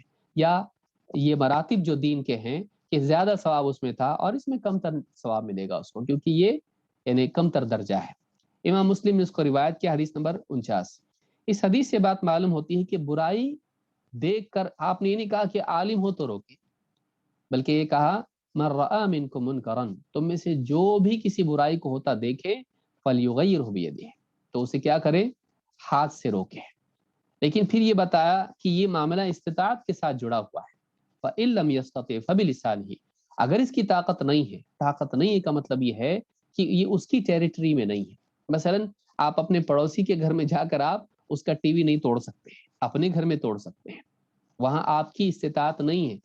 عملاً آپ کی استطاعت ہے کہ آپ دروازہ توڑ کے جا کے توڑ سکتے ہیں، یہ استطاعت یہاں مطلوب نہیں ہے، عملاً کیپیسٹی مطلوب نہیں ہے کہ شرعی اعتبار سے آپ کی کیپیسٹی وہ ہے کہ نہیں، آپ کے دائرے میں وہ ہے کہ نہیں ہے، آپ وہ کر سکتے کہ نہیں، آپ آتھورائزڈ ہو کہ نہیں اس کے کرنے کے لیے۔ اگر نہیں ہے تو نہیں کر سکتے ہیں۔ کہ کوئی آدمی مثلا شریعت کا نفاذ کرنا شروع کر دے، بازار میں کسی نے چوری کر لی، آپ نے کہا اللہ بھائی ایک بڑا چھڑا لاؤ، اس کا ہاتھ کاٹ دیں گے، اب میں شریعت کا نفاذ کر رہا ہوں، چور رک جائے گا، چور نہیں آپ کر سکتے اس کو۔ شرعی احکام کا نفاذ آپ نہیں کر سکتے، کیونکہ وہ آپ کی سلطان میں نہیں، وہ حاکم کرے گا، قاضی اس کا فیصلہ کرے گا، آپ نہیں کر سکتے اس کو۔ آپ اپنے دائرے میں کر سکتے ہیں کہ آپ کے گھر میں اگر کوئی برائی ہے تو آپ اس کو روک سکتے ہیں، وہ بھی جہاں تک شریعت نے آپ کو گنجائش رکھی ہے برائیوں کو روکنا۔ تو یہ بھی ایک بات ہے کہ یہ دعوت سے تھوڑا ہٹ کے ہے کہ دعوت میں لوگوں کو خیر کی طرف بلانا ہے، حق کو واضح کرنا ہے، لیکن یہاں پر کیا ہے؟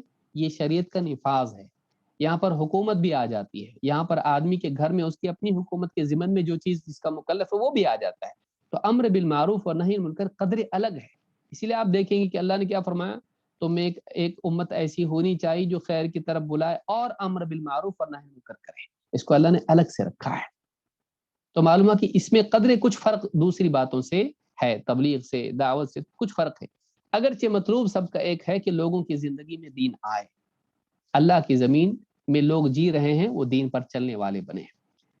اسی طرح سے آپ دیکھیں گے دعوت کے لیے ایک بہت اہم چیز یہ بھی ہے کہ انسان کے پاس بصیرت ہو، لیکن تبلیغ میں وہ ضروری نہیں، جیسا کہ آپ نے دیکھا کہ ایک بات کو نقل کرنے کے لیے وہ ضروری نہیں، نقل کرنے کے لیے یادداشت اچھی ہونا کافی ہے، فقیہ ہونا ضروری نہیں، لیکن دعوت حق کے لیے ایک انسان لوگوں کے درمیان کھڑا اور لوگوں کو اللہ کے دین کی طرف بلائے اور دین کے بارے میں وضاحتیں کرے، ان کی شبہات کو دور کرے، اس درجے میں کچھ کام کرنے کے لیے ایک انسان کے لیے ضروری ہے کہ اس کے پاس دین کی بصیرت ہو، قرآن و سنت کا گہرا علم ہو، ورنہ ایسا انسان ہدایت کی بجائے گمراہی کا ذریعہ بن سکتا ہے، وہ اسلام کی غلط نمائندگی کر سکتا ہے۔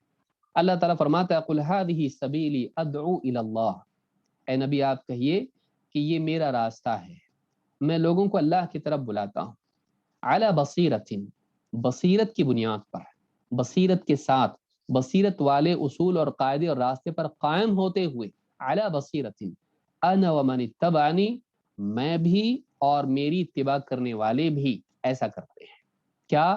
بصیرت کے ساتھ اللہ کی طرف لوگوں کو بلاتے ہیں، بغیر بصیرت کے ہم نہیں بلاتے، ہم بصیرت کے ساتھ دعوت دیتے ہیں، حکمت کے ساتھ دعوت دیتے ہیں، گہرے علم کے ساتھ دعوت دیتے ہیں، تفقہ کے ساتھ دعوت دیتے ہیں، سطحی علم کے ساتھ نہیں۔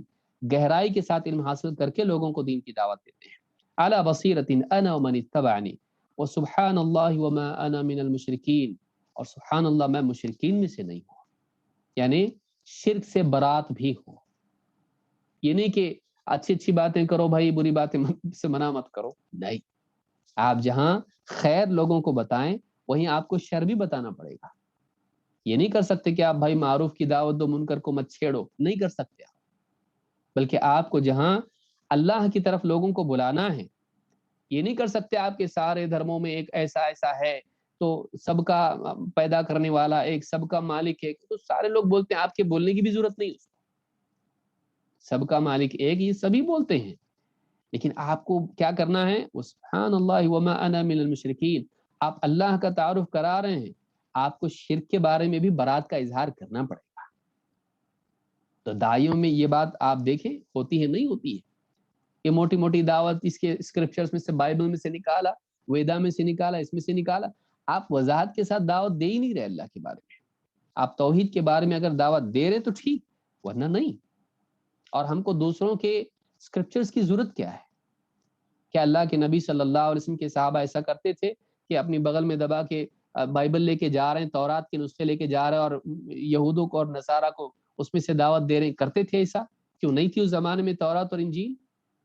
آپ نے نہیں دی اس طرح سے دعوت. نبی صلی اللہ علیہ وسلم کے پاس نسخہ تھا گھر کے اندر تورات اور انجیل کا، نہیں. کسی صحابی کے تھرو اسٹڈی کر رہے، آپ تو امی تھے، آپ نے نہیں کیا اس طرح سے، نہ آپ کو ضرورت تھی اس چیز کی.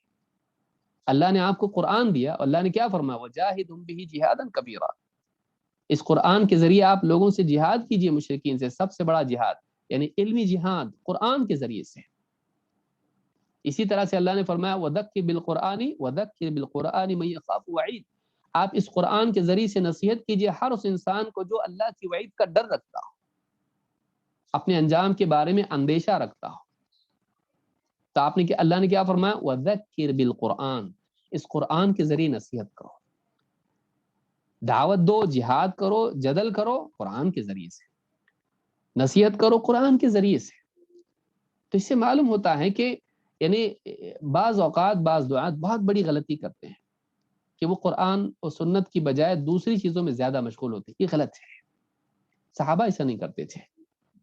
ایک مجبوری کے وقت میں اگر آپ کو حجت تمام کرنی ہو کسی پہ، تم اسلام پہ اعتراض کر رہے ہو، ٹھیک ہے، تمہاری کتاب میں بھی ایسا لکھا ہوا ہے، تمہیں اللہ کے نبی صلی اللہ علیہ وسلم کے اتنے نکاحوں پر اعتراض ہے، ٹھیک ہے، تمہاری بائبل میں دیکھو دیگر انبیاء جو تھے ان کے بھی اتنے نکاح تھے، اس میں بھی لکھا ہوا ہے.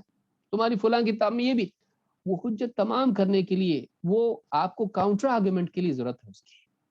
یہ نہیں کہ آپ کہیں چلو آج ہم توحید پر بات کرتے ہیں، دیکھو بائبل میں ایسا ہے، دیکھو ویداز میں ایسا. آپ وہاں سے شروع کریں گے یا آپ قرآن و سنت سے شروع کریں گے؟ لہٰذا علم نہ ہونے کی وجہ سے جو چلتا ہے وہ چلالوں کا مزاج انسان کا بنتا ہے. آج دنیا میں قانون کیا ہے؟ اس سے کام ہو رہا ہے، ہمارا کام ہو رہا ہے کا مطلب صحیح ہے؟ نہیں ہے. جس چیز سے کام آج ہو رہا ہے ہو سکتا ہے کل وہ بہت بڑے نقصان کا ذریعہ بن جائے. کسی چیز سے آج بظاہر فائدہ دکھائی دے، کل نقصان ہو سکتا ہے کیونکہ وہ غلط تھی. تو ایک انسان کے لیے ضروری ہے کہ وہ اس منہج پر دعوت دے جس پر نبی صلی اللہ علیہ وسلم. اس لیے آپ نے کیا فرمایا؟ اللہ نے آپ کو اعلان کرنے کے لیے کہا قل ھذہ سبیلی. اے نبی آپ کہیے میرا راستہ ہے، میرا وظیفہ دائمی عمل ہے. ادعو الی اللہ، میں اللہ کی طرف لوگوں کو دعوت دیتا ہوں، اپنی ذات کی طرف نہیں بلکہ اللہ کی طرف. ادعو الی اللہ علی بصیرۃ انا ومن اتبعنی. بصیرت کی بنیاد پر میں دعوت دیتا ہوں، میں اکیلا نہیں، میری اتباع کرنے والے بھی. معلوم ہوا کہ نبی کریم صلی اللہ علیہ وسلم کی اتباع کا حق ادا نہیں ہو سکتا جب تک کہ ایک انسان اسی منہج پر دعوت نہ دے جس منہج پر اللہ کے نبی صلی اللہ علیہ وسلم نے دعوت دی ہے. بصیرت کیا ہے؟ بصیرت سے مراد دلیل ہے، گہری سوجھ بوجھ ہے، حکمت ہے اس سے مراد. وہ حکمت کہاں سے ملے گی؟ اللہ کے رسول صلی اللہ علیہ وسلم ڈیلی حکمت سکھاتے تھے صحابہ کو. لقد من اللہ علی المؤمنین اذ بعث فیہم رسولا من انفسہم یتلو علیہم آیاتہ ویزکیہم ویعلمہم الکتاب والحکمہ. بہت بڑا احسان کہ اللہ تعالیٰ نے ایمان والوں پر جب انہی میں سے ایک رسول بھیجا، مبعوث کیا، جو انہیں کیا کرتا ہے؟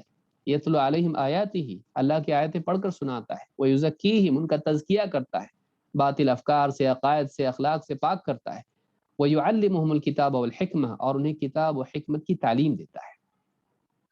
حکمت نبی صلی اللہ علیہ وسلم نے سکھائی، وہ حکمت، نہ کہ ہم اپنی حکمت چلائیں جو دنیاوی حکمت ہوتی ہے، ایک کام کریں گے ایسا کریں گے ویسا نہیں کریں گے، آپ کی حکمت نہیں۔ حکمت رسول صلی اللہ علیہ وسلم کو بھیجا کیوں؟ اللہ نے حکمت سکھانے کے لیے بھیجا۔ نہیں ایسا کریں گے، ہم بائبل اس کے سامنے پیش کریں گے، اس کے سامنے ویدا پیش کریں گے، اس کے سامنے یہ کریں گے، گرو نانک کی بھی کتاب پیش کریں گے، اب پارسیوں کی کتابیں پیش کریں گے، آپ کیا کر رہے ہیں؟ کل کو آپ ناسٹراڈامس کی بھی بک پیش کریں گے دلیل کے لیے ان لوگوں کے لیے، اور کچھ بھی اور کر سکتے آپ۔ ایسے اس غلط اصول کی وجہ سے ہم نے کئی غیر معتبر کتابوں کو استنادی حیثیت دے دی، ان کو آتھینٹک بنا دیا۔ بعض لوگوں نے ایسا بھی کہا، کسی نے دعوت دی تو کہا آج مجھ کو معلوم پڑا کہ ہمارے اور تمہارے اندر کوئی فرق نہیں، ہماری جو کتابیں ہم کبھی پڑھتے ہی نہیں تھے ان کو، ہم آج معلوم پڑا کہ اسلام اور ہمارا دھرم ایک ہی ہے، کیونکہ تمہاری دائی نے کیا بتایا کہ دونوں ایک ہیں، قرآن کی اسلام کی باتیں سب ہماری بک میں سے نکال کے بتا دی۔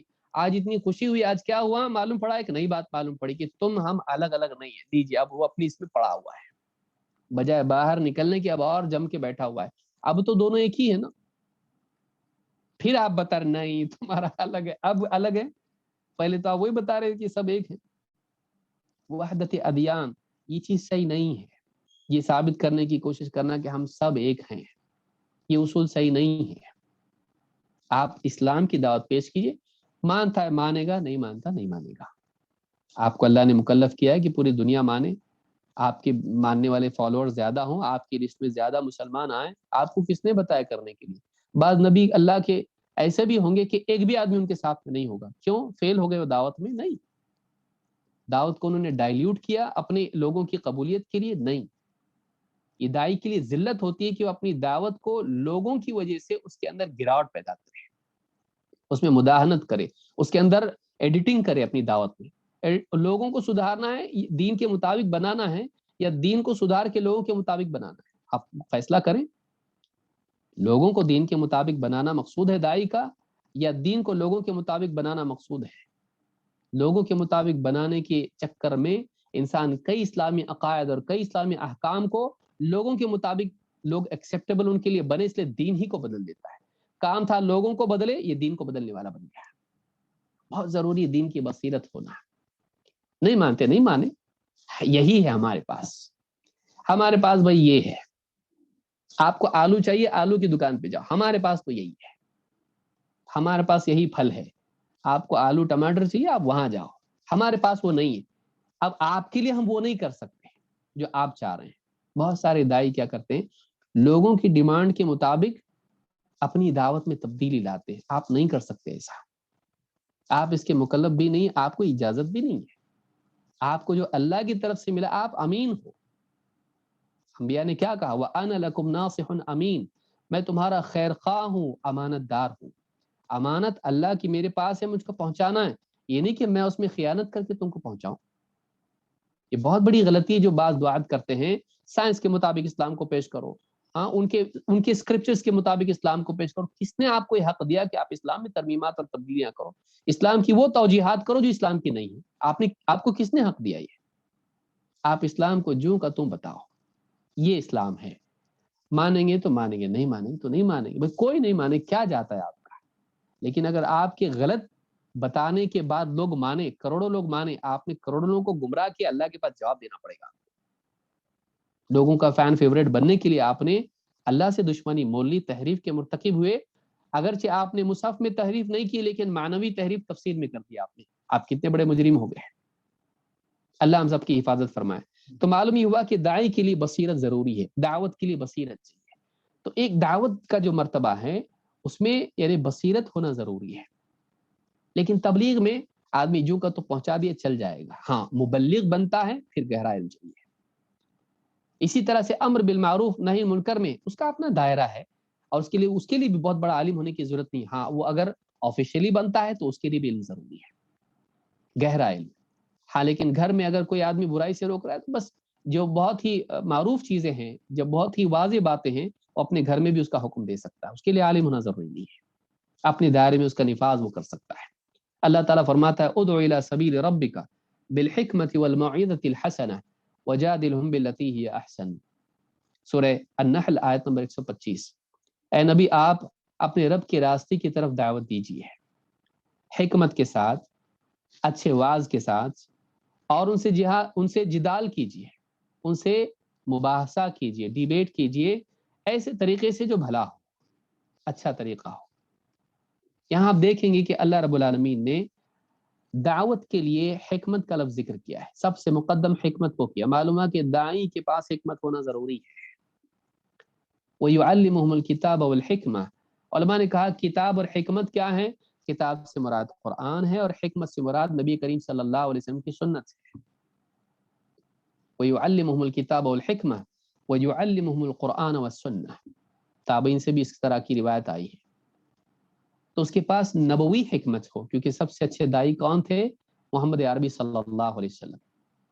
تو آپ کی رہنمائی نہیں اس کے پاس تو فائدہ کیا؟ اپنی پرسنالٹی ڈیولپمنٹ کی کتابیں پڑھ کے تو دائی بن گیا. قرآن و سنت کا علم تیرے پاس ہونا چاہیے. بقیہ باتیں اپنی جگہ ہیں، لیکن یہ علم اصل ہے. ہاتھ یہاں ہونا چاہیے، ہاتھ یہاں ہونا چاہیے، تقریر ادھر ہاتھ اٹھنا چاہیے، ادھر فوٹو قرآن اٹھانا چاہیے. کیا ہے یہ؟ کہاں جا رہے ہیں ہم لوگ؟ اس پر ہمارا سارا دھیان ہے. تقویٰ پہ دھیان کہاں ہے ہمارا؟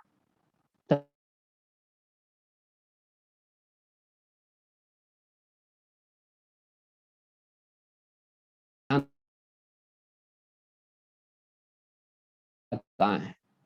سامنے امانت لا ادری انبیاء بولتے تھے. محمد عربی صلی اللہ علیہ وسلم سے کسی نے پوچھا کہ سب سے بہترین جگہ کون سی، سب سے بدترین جگہ کون سی؟ آپ نے کہا لا ادری حتی سأل جبریل. نہیں معلوم، جب تک جبریل سے پوچھ نہیں لیتا بتا نہیں سکتا. سلف کو دیکھیے، بڑے بڑے علماء کو دیکھیے. یہ تقویٰ ہے جو نہیں جانتا بولنے کی ہمت پیدا کرتا ہے. لیکن جب آدمی شہرت کے پیچھے دوڑتا ہے تو پھر میں نہیں جانتا بولنے سے میرے فین کم ہو جائیں گے، میرا گریڈ کم ہو جائے گا. یہ چیز کہاں سے آئے گی؟ اصل اوصاف یہ ہے.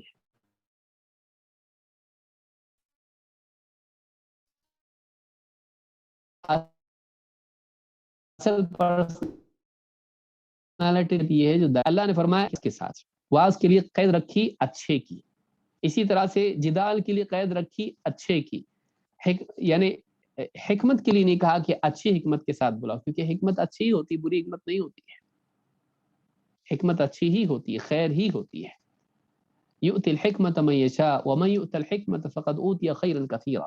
اللہ جس کو چاہتا ہے حکمت دیتا ہے، اور جس کو حکمت دے دی گئی اسے بہت بڑی خیر دے دی گئی. تو یہ دعوت کے لیے ضروری ہے. دیکھیے اب آدمی دعوت دے، واعظ و نصیحت کرے، جدال کرے، اس کے لیے علم چاہیے اور اچھے برے کا فرق اس کے پاس ہے. ورنہ آدمی ایسے طریقے سے واعظ کرے گا لوگ اللہ سے متنفر ہو جائیں، اللہ سے ناراض ہو جائیں، اللہ کے بارے میں بدگمان ہو جائے، مایوس ہو جائیں اللہ کی رحمت سے. ایسا بھی واعظ ہو سکتا ہے. ایسے طریقے سے لوگوں سے ڈیبیٹ کیا کہ لوگ اسلام قبول کرنے کی بجائے اسلام کے دشمن ہو گئے، ان کا انسلٹ کر دیا. ہو سکتا ہے ایسا. اچھے طریقے سے جدال، اچھے طریقے سے واعظ، اور اسلام کی دعوت دے کیسے؟ حکمت کے ساتھ. حکمت کس کو کہتے ہیں؟ چیز کو اس کی اپنی جگہ پر رکھنا. وضع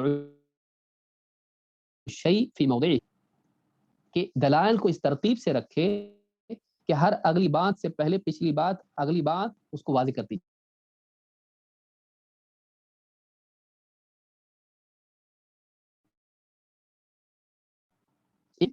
کہ بات سن کے لگے کہ واقعی بات واضح ہو گئی. ہر چیز کو اس کی جگہ پر رکھے، ہر بات کو اس کے مقام پر کہے. یہ جو ہے حکمت ہے جو نبی صلی اللہ علیہ وسلم کی زندگی میں آپ کو آپ کے کلام میں ملے گا. تو یہ چیز یاد رکھنے کی ہے. تو پہلی بات ہم نے دیکھی من دل علی خیر فلہ مثل اجر فاعلہ، جو لوگوں کو خیر کی طرف رہنمائی دے اسے عمل کرنے والوں کی طرح ثواب ہے. یہ دلالت قول سے بھی ہو سکتی ہے، عمل سے بھی، اسوہ حسنہ سے بھی. جیسے اللہ تعالیٰ نے قرآن کریم میں نیک لوگوں کے بارے میں فرمایا والذین یقولون ربنا هب لنا من ازواجنا وذریاتنا قرۃ اعین وجعلنا للمتقین اماما، کہ اللہ کے نیک بندے عباد الرحمن کون ہیں؟ جو کہتے ہیں کہ اے ہمارے رب، ہمیں اپنی بیویوں میں اور اپنی اولاد میں آنکھوں کی ٹھنڈک نصیب فرما، ہمارے آنکھوں کو ان کے ذریعے ٹھنڈا کر، ان کو نیک دیکھ کے ہمیں خوشی ہو، سکون ملے۔ وجعلنا للمتقین اماما، اور ہمیں امام بنا متقین کے لیے، امام بنا متقین کے لیے سے مراد کیا ہے؟ ابن عباس رضی اللہ عنہ فرماتے ہیں ائمۃ یقتدی بنا، اے اللہ ہم کو ایسا لوگ کے لیے اسوہ بنا کریں، خیر کنی اصلاح کریں، ہم کو اتنا نیک بنا کہ ہمارا وجود خود لوگوں کے لیے خاموش دعوت ہو، ہمارا وجود خود لوگوں کے لیے اصلاح کا، دینداری کا ذریعہ بنے۔ معلوم ہوا کہ عمل دیکھ کر بھی عمل کا شوق پیدا ہوتا ہے، اور یہ واضح بات ہے، کوئی بہت سمجھانے کی چیز نہیں ہے کہ کوئی آدمی کوئی اچھا کام کر رہا ہے، اس کو دیکھ کے آپ کے دل میں بھی نیکی کا جذبہ پیدا ہوتا ہے۔ اس کے لیے ایک حدیث ہم دیکھتے ہیں، جریر بن عبداللہ رضی اللہ عنہ کہتے ہیں جاء ناس من الاعراب الى رسول اللہ صلی اللہ علیہ وسلم، کچھ لوگ اللہ کے رسول صلی اللہ علیہ وسلم کی خدمت میں حاضر ہوئے، علیہم الصوف، اور صوف کے کپڑے، انہوں نے اون کے کپڑے پہنے ہوئے تھے، فرآ سوء حالہم قد اصابتہم حاجہ، اللہ کے نبی صلی اللہ علیہ وسلم نے ان کی بدحالی کو دیکھا کہ فاقے کی حالت ان کو آ گئی ہے، فحث الناس علی الصدقۃ فابطؤوا عنہ، آپ نے لوگوں کو ترغیب دی صدقہ دو، ان کو آپ نے ترغیب دی، لیکن لوگوں کو شاید ان کے پاس بھی نہیں تھا، لوگ رکے رہے، لوگوں نے نہیں دیا، لوگوں کے پاس نہیں تھا، گویا کہ دیا نہیں انہوں نے، حتی رؤی ذلک فی وجہہ، اب یہ دیکھ کر اللہ کے نبی صلی اللہ علیہ وسلم کے چہرے میں کے آثار بدل گئے، آپ کے چہرے پر تھوڑا ناراضگی کے یا غم کے اثرات صحابہ نے دیکھے۔ قال ثم ان رجلا من الانصار جاء بسرة من ورق، بس اسی حال میں صحابہ تھے اور اللہ کے نبی صلی اللہ علیہ وسلم کے ایک صحابی آئے، ان کے ہاتھ میں ایک چھوٹی سی تھیلی تھی جس میں چاندی کے سکے تھے یا چاندی تھا، ثم جاء آخر، جب وہ اٹھے اور آئے، جب وہ اٹھے اور انہوں نے وہ چاندی کی چھوٹی سی تھیلی لا کے ڈالی اور دی ان کے تعاون کے طور پر، تو پھر ان کے بعد ثم جاء آخر، دوسرا شخص اٹھا، ثم تتابعوا حتى عرف السرور في وجهه، ایک کے بعد ایک کے بعد ایک کے بعد لوگ اٹھنے لگے، جو جس کے پاس تھا وہ دیتے چلے گئے، یہاں تک کہ اللہ کے نبی صلی اللہ علیہ وسلم کے چہرے پر غم کی حالت بدل کے خوشی کی، غصہ بدل کے خوشی کی حالت آ گئی، آپ کے چہرے پر سرور کے آثار نمایاں ہو گئے۔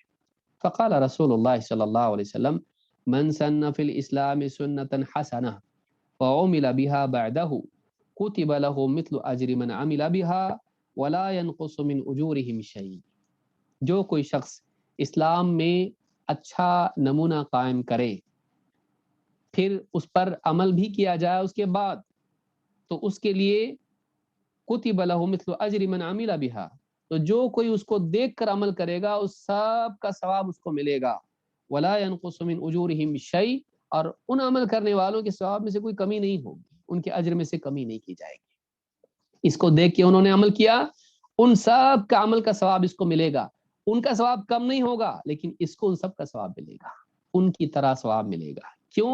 اس کو دیکھ کر انہوں نے عمل کیا۔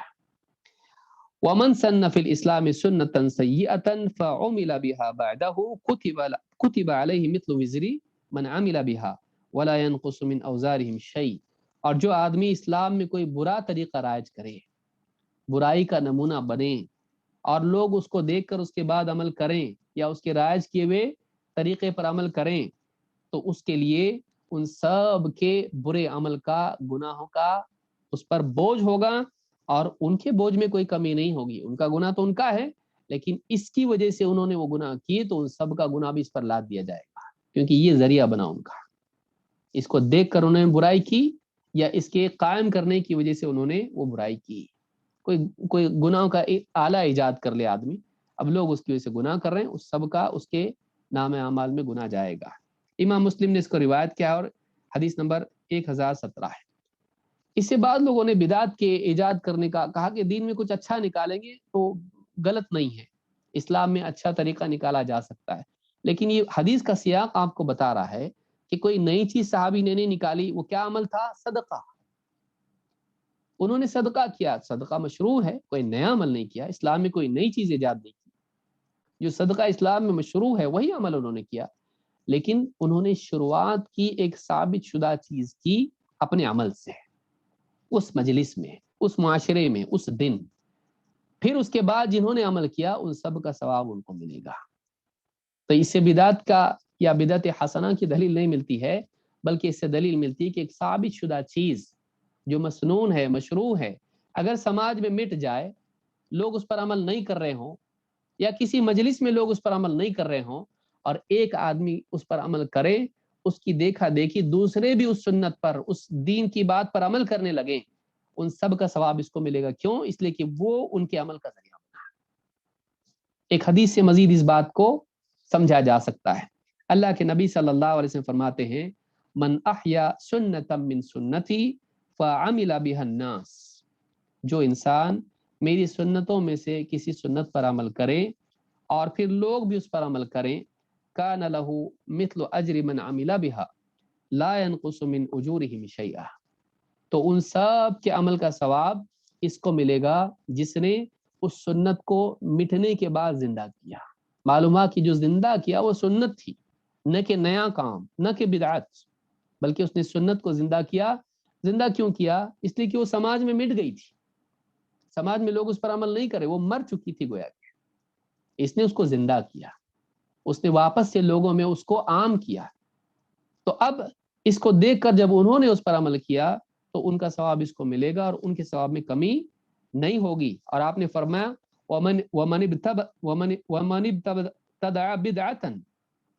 بدعة فعمل بها، ومن ابتدع بدعة فعمل بها، جو آدمی کوئی بدعت ایجاد کریں اور لوگ اس پر عمل کریں، کان علیہ اوزار من عمل بها، اس پر جتنے لوگ اس کے بعد عمل کریں اس بدعت پر، ان سب کا گناہ اس پر ہوگا۔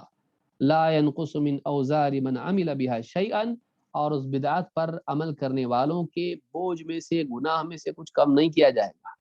یہ نہیں کہ وہ معصوم ہو گئے اور اس پر نہیں، وہ بھی گناہ گار ہیں، کیونکہ بدعت پر عمل کیا، بغیر تحقیق کے عمل کیا، اور دین سیکھا نہیں، اور بدعت کو جانتے ہوئے اس پر عمل کیا، لیکن اس نے چونکہ گھڑا، ان سب کا گناہ اس پر بھی آئے گا۔ امام ابن ماجہ نے اس کو روایت کیا، حدیث نمبر 209، اور یہ حدیث صحیح لغیرہ ہی ہے۔ اس سے معلوم یہ ہوتا ہے کہ ایک انسان اگر نیکی کا نمونہ بنتا ہے تو سب لوگ جو اس پر عمل کریں اس کا ثواب اس کو ملتا ہے، اور برائی کا نمونہ بنتا ہے تو اس کا گناہ بھی اس پر ہوگا، جیسا کہ اللہ کے نبی صلی اللہ علیہ وسلم نے فرمایا، لا تقتل نفس ظلما الا كان على ابن آدم الاول کفل من دمها لانه اول من سن القتل۔ زمین پر، دنیا میں جس کسی کا بھی کبھی قتل ہوتا ہے، کوئی بھی قتل دنیا میں ہوتا ہے، تو آدم کے بیٹے پر، الا کان علی ابن آدم الاول کفل من دمها، پہلا بیٹا جو ہے قابیل، اس کے اوپر اس گناہ کا، اس قتل کا بوجھ ضرور ہوتا ہے، ایک حصہ اس کو ضرور ملتا ہے اس کا۔ کیوں؟ لأنه اول من سن القتل، اس لیے کہ وہی ہے جس نے قتل کی شروعات کی، قتل کو رائج کیا، قتل کو عملاً سماج میں لایا۔ اس سے معلوم ہوتا ہے کہ کوئی آدمی جہاں نیکی کا نمونہ بنتا ہے، اس کو دیکھ کر لوگ نیکی کرتے ہیں، اس کو ثواب ملے گا ان سب کا۔ لیکن اسی طرح سے ایک آدمی کسی گناہ کا نمونہ بنتا ہے اور اس کو دیکھ کر لوگ شراب پی رہے ہیں، سگریٹ پی رہے ہیں، اس کو دیکھ کر ان میں ہمت پیدا ہو رہی ہے گناہ کرنے کی، وہ بھی تو کرتا ہے۔ تو اگر کوئی آدمی ایسا نمونہ سماج میں بنتا ہے اور اس کو دیکھ کر لوگ گناہ کرتے ہیں، وہ تو خود گناہ گار ہوئے، لیکن اس کی وجہ سے ان کی ہمت بڑھی، اس کی وجہ سے انہوں نے وہ سیکھا، اس کی وجہ سے ان کے اندر وہ جذبات پیدا ہوئے، تو یہ ذریعہ بنا اس گناہ کا، تو ان سب کا گناہ اس پر بھی ہوگا۔ اس سے بات معلوم ہوتی ہے، اس کو امام بخاری مسلم دونوں نے روایت کیا ہے۔ حدیث نمبر بخاری میں حدیث نمبر 3335، احادیث الانبیاء میں، اور اسی طرح سے امام مسلم نے القسام والمحاربین الی آخرہ اس باب میں اس کو ذکر کیا ہے کتاب میں، حدیث نمبر 1677 پر۔ اس سے معلوم ہوتا ہے کہ ایک انسان کو اپنے اعمال کی اصلاح کتنی ضروری ہے۔ کہیں ایسا نہ ہو کہ آپ کو دیکھ کر آپ کی اولاد غلط کام سیکھ رہی ہے، آپ کو دیکھ کر آپ کے دوست غلط کام کر رہے ہیں، آپ کے گناہوں کی وجہ سے سماج میں آپ کے پاس پڑوس میں گناہوں کا جذبہ پیدا ہو رہا ہے، ہمت پیدا ہو رہی ہے، آپ کو دیکھ کر وہ گناہ سیکھ رہے ہیں۔ اگر ایسا ہے، آپ کی نیت نہیں ہے، آپ نے نہیں چاہا کہ وہ لوگ کریں، لیکن بھائی قابل نے چاہا تھا کہ لوگ میرا دیکھ کر قتل کریں، اس کی نیت نہیں تھی، لیکن اس انسان نے اپنے عمل سے غلط نمونہ قائم کیا، لہٰذا اس کے بعد جتنے بھی لوگ وہ گناہ کریں گے ان سب کا گناہ اس پر ہوگا۔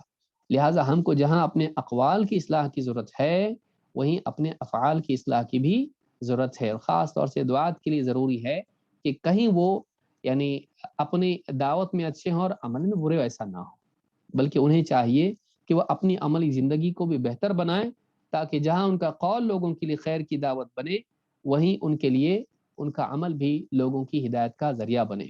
ایسا نہ ہو کہ ان کا قول تو نبیوں والا ہو اور عمل شیطان والا۔ اللہ ہم سب کی حفاظت فرمائے اور ہم سب کو لوگوں کی ہدایت اور لوگوں کو خیر کی طرف بلانے کی توفیق عطا فرمائے، ہدایت کا ذریعہ ہم سب کو بنائے اور لوگوں کی گمراہی کا ذریعہ بننے سے ہم سب کی حفاظت فرمائے۔ اقول هذا واستغفر الله لي ولكم۔ اللہ تعالیٰ شیخ محترم کو جزائے خیر عطا فرمائے۔ 1.5 گھنٹے تک ہم نے صرف ایک حدیث کی شرح شیخ سے سنی ہے۔ آپ سمجھ سکتے ہیں کہ حدیثیں کس قدر حکمت کا اور فوائد کا مخزن اور سمندر ہوتی ہیں کہ آدمی گفتگو کرتا رہے تو بھی حدیث کی ساری باتیں اور سارے فائدے ختم نہ ہوں۔ اللہ رب العالمین نے آپ کو حکمت سے نواز رکھا تھا، اور اللہ نے جہاں کو کتاب دی حکمت دی، اور حکمت سے مراد حدیث ہے، اور حدیث ساری کی ساری حکمت ہوتی ہے۔ الحمدللہ دعوت کے تعلق سے اور تبلیغ کے تعلق سے بہت سارے اہم اصول اور ضابطے ہم نے شیخ کی زبانیں سنی ہیں۔ اللہ تعالی ہم سب کو ان پر عمل کرنے کی توفیق عنایت فرمائے۔ بڑی پیاری حدیث کی من دل علی خیر فلہ مثل اجر فاعلہ، اور سب سے بڑا خیر توحید ہی ہے، کیونکہ سارے خیر کی قبولیت کا دار و مدار توحید پر ہے۔ توحید سے بڑھ کر کے کوئی خیر نہیں ہو سکتا دنیا کی، سب سے بڑا خیر ہے یہ۔